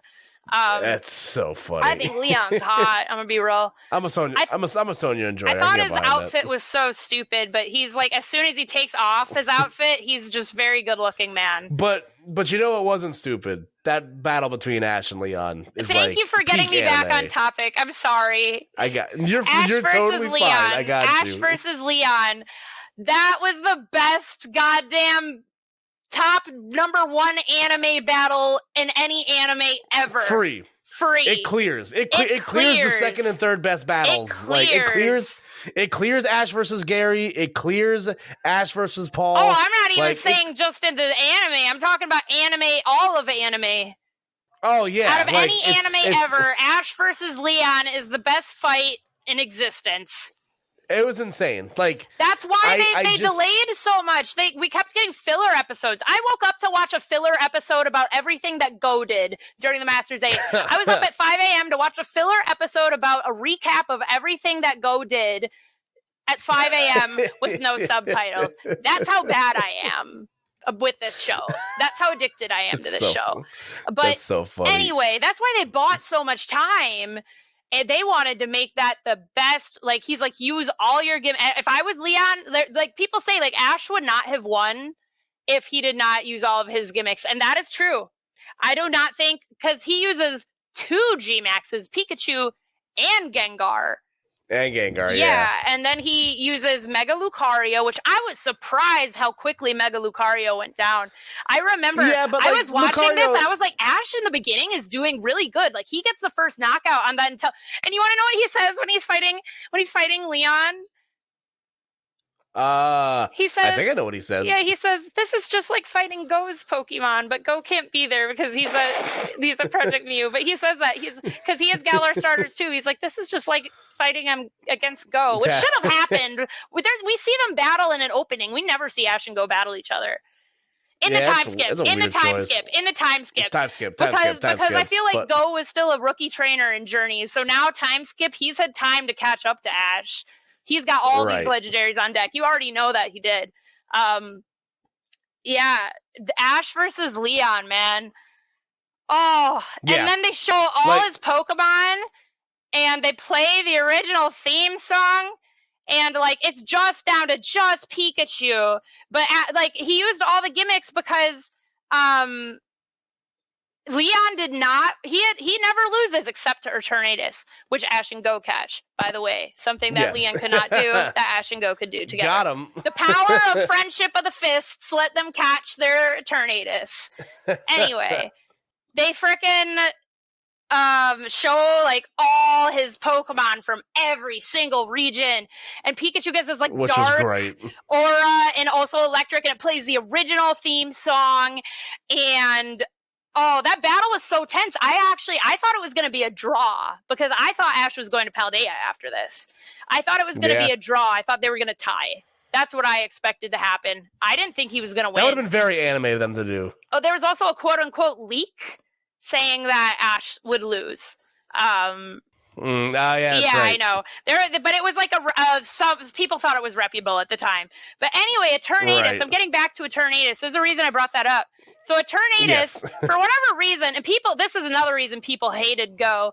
Go was like, I think you should have Eternatus Leon right before Ash versus Leon. So they were like, oh God, is he gonna use that against Ash? Go, what are you doing? That would have been so BM. Yeah, I was gonna be like, oh my God, and I wasn't mad at him, but I was like, I'm trying to get people to not hate you, and you just hand over Eternatus right before Ash's big battle. But Ash thought nothing of it. You know, the stronger the opponent, the better. He's not worried about being number one. He wants to fight the strongest opponent, and this is him. But either way, Eternatus breaks out, and it starts making Galar particles, and I believe. Who does Leon use his G-Max on? Is it Inteleon? No, it's Cinderace. It's Cinderace. Oh, like yeah, the first time? Yeah, the first time. It's Cinderace. Yeah, it's Cinderace. The first time it's Inteleon. Okay. But he gets it back because of the... And then he uses it on Cinderace. But then he also has the frickin' Charizard that versus Pikachu, which was He's got options. Yeah, I know. And sometimes I wonder, like, in the Masters 8, does he use it? like you know, in the Masters 8, Iris never uses Dynamax. I feel like if she used Dynamax, because that fight, a lot of people don't like the non-Ash fights, and I do understand there was other stuff going on in the episode. Some stuff happened off screen. I understand. How long did it take us to get through the Masters 8 arc? It took us a long time. It took us months. 16 episodes or something? No, time-wise. Time-wise, it took us months. It took months, like 2 months at least. Yeah, it took a 2.5 months, maybe? No, it was longer than that. Because we got delayed. So we would get a delay. So we would get no episode this week. And then we would get a filler episode, which was like, when I say filler, I mean it's a recap episode, like scenes from old seasons. It's going to be like, okay, did you like Ash versus Steven? Great. Well, here's a recap episode after a week delay of everything Go did. And I'm like, great, I'm excited. And everyone's like, what the hell? We just want to see the next fight. And I'm like, that's okay, I'll wait a week. I know they're doing this to make it good. And then they put funny stuff in there, like Quillen's calling him and his little Grookey's tapping on the phone talking to Quillen. It's cute. It's a good episode. Yeah. I don't care if it's a recap. I watched that live with no subtitles, no regrets either. Yeah. Anyway, Ash versus Leon's good. You probably have to kick me out of here. No, I'll wrap it. I'll wrap up with my thoughts. Okay. Like, again, I think Head and Shoulders, like the battle's fantastic. You can tell that they really took their time because they knew how important this was going to be. That's why they deleted so much. Yeah, they took their time. Yeah, they were short-staffed. It was the end of it was Ash's ultimate thing before he. And the budget, was used in the last. I'm not The gonna cry. budget was used in that. You got this. It's okay. But the budget was definitely spent in that last battle. Like Pikachu versus Charizard is so animated beautifully. The scene where Pikachu gets rallied behind all of Ash's Pokemon, and again, it's confirmed. It's confirmed in the Canadian dub, but in the in the sub, when Pikachu gets powered up into Super Pikachu, you hear the original opening Japanese opening, and also Masaze Pokemon Master, which is the name. I wonder what they're going to call. I don't know what they're going to call Masaze Pokemon Master in English. They're probably going to name it something really weird. What did they call the last episode? The one that was called Ash and Go set out on a new adventure. It was, this could be the starts of something's big. It's like grammatically incorrect. Like it's like I'm having a stroke reading it. And I was like, what's wrong with? Right. What's wrong with? Well, actually, I do know what's wrong with Ash and Go on a new adventure, because that's not what happens. That's why I saw that episode title preview and I was like, I'm right. They're not splitting up. Oh, you have no idea how confident I was. I was as confident as them not splitting up as I'm as confident that Go is inside of Lico's cell phone. That was how confident I was about that, and I was wrong. I was wrong. And listen, folks, if this isn't enough as an endorsement to watch the Pokemon anime, I don't know what else to tell you. We just talked for 2.5 hours about Pokemon. Go watch it. We're gonna do part 2. There's gonna be a new episode at like 5 hours. In 5 hours. In 5 hours. Yeah. And Goose, you were phenomenal. I knew this was gonna be a banger of an episode. So thank you for joining me first and foremost. I'm so excited to have you back in the future again to talk about Pokemon stuff. Yeah, I'm not done. I'm not done with my Horizons theories. I haven't even gotten started. Yeah, we'll get there. We'll touch on that in the part 2. But part 2. If you guys want to read ahead of time, just where watch can the people find you? Plug all your Twitter, stuff. Literally just Goosaphone. Goosa, like as in Goosaphones. Goosaphone. Ocarina is Italian for little goose, and goose instrument. Like phone is a suffix for instrument. I also play the Aerophone Go, so it's supposed to mean like it's supposed to be an ocarina pun. People think it's a goose on a phone, but it's not. But yeah, Goosaphone on like literally anything, even freaking OnlyFans, bro. I got you covered. Like everything out there, I'm on that. I'm on that Twitch, that Twitter, mostly Twitter and Instagram. My Instagram story is where I dump my Pokemon headcanons. That's the number one place I dump I have had multiple ugly crying breakdowns on my Instagram story about Ash. I miss Ash so much. He's coming back, but I'm gonna have to wait. All of it. I miss Ash all so much, the socials bro. will be in the. Okay, I miss Ash so much. I'm cooking this Ash cosplay, this Masters 8 Ash cosplay with a freaking Z-ring and a Dynamax band and the Mega Glove, and like I have Leon's cape too, and I have a crimped ass wig. Like this is not like your freaking Amazon Ash cosplay. No, power to you if you want to wear that. But I have invested like $600 in my 20s. Never thought I'd be this. In my 20s, this serious, spending like $600 on Ash Ketchum cosplay, but here I am. Anyway, I'll let you go. And listen, and I'll put all that stuff in the description below. But don't leave the call just yet. I have to end the podcast, and I need to make sure all the audio gets uploaded. Right. So, anyway, so we're gonna end the episodes off tonight, folks. Follow me at Koopa NJ across the internet. I'm playing Pokemon places. Follow the podcast at Koop'd Up Pod, and check us out on all of your listening platforms of choice. So, without further ado, have yourselves a wonderful night, folks, and take care.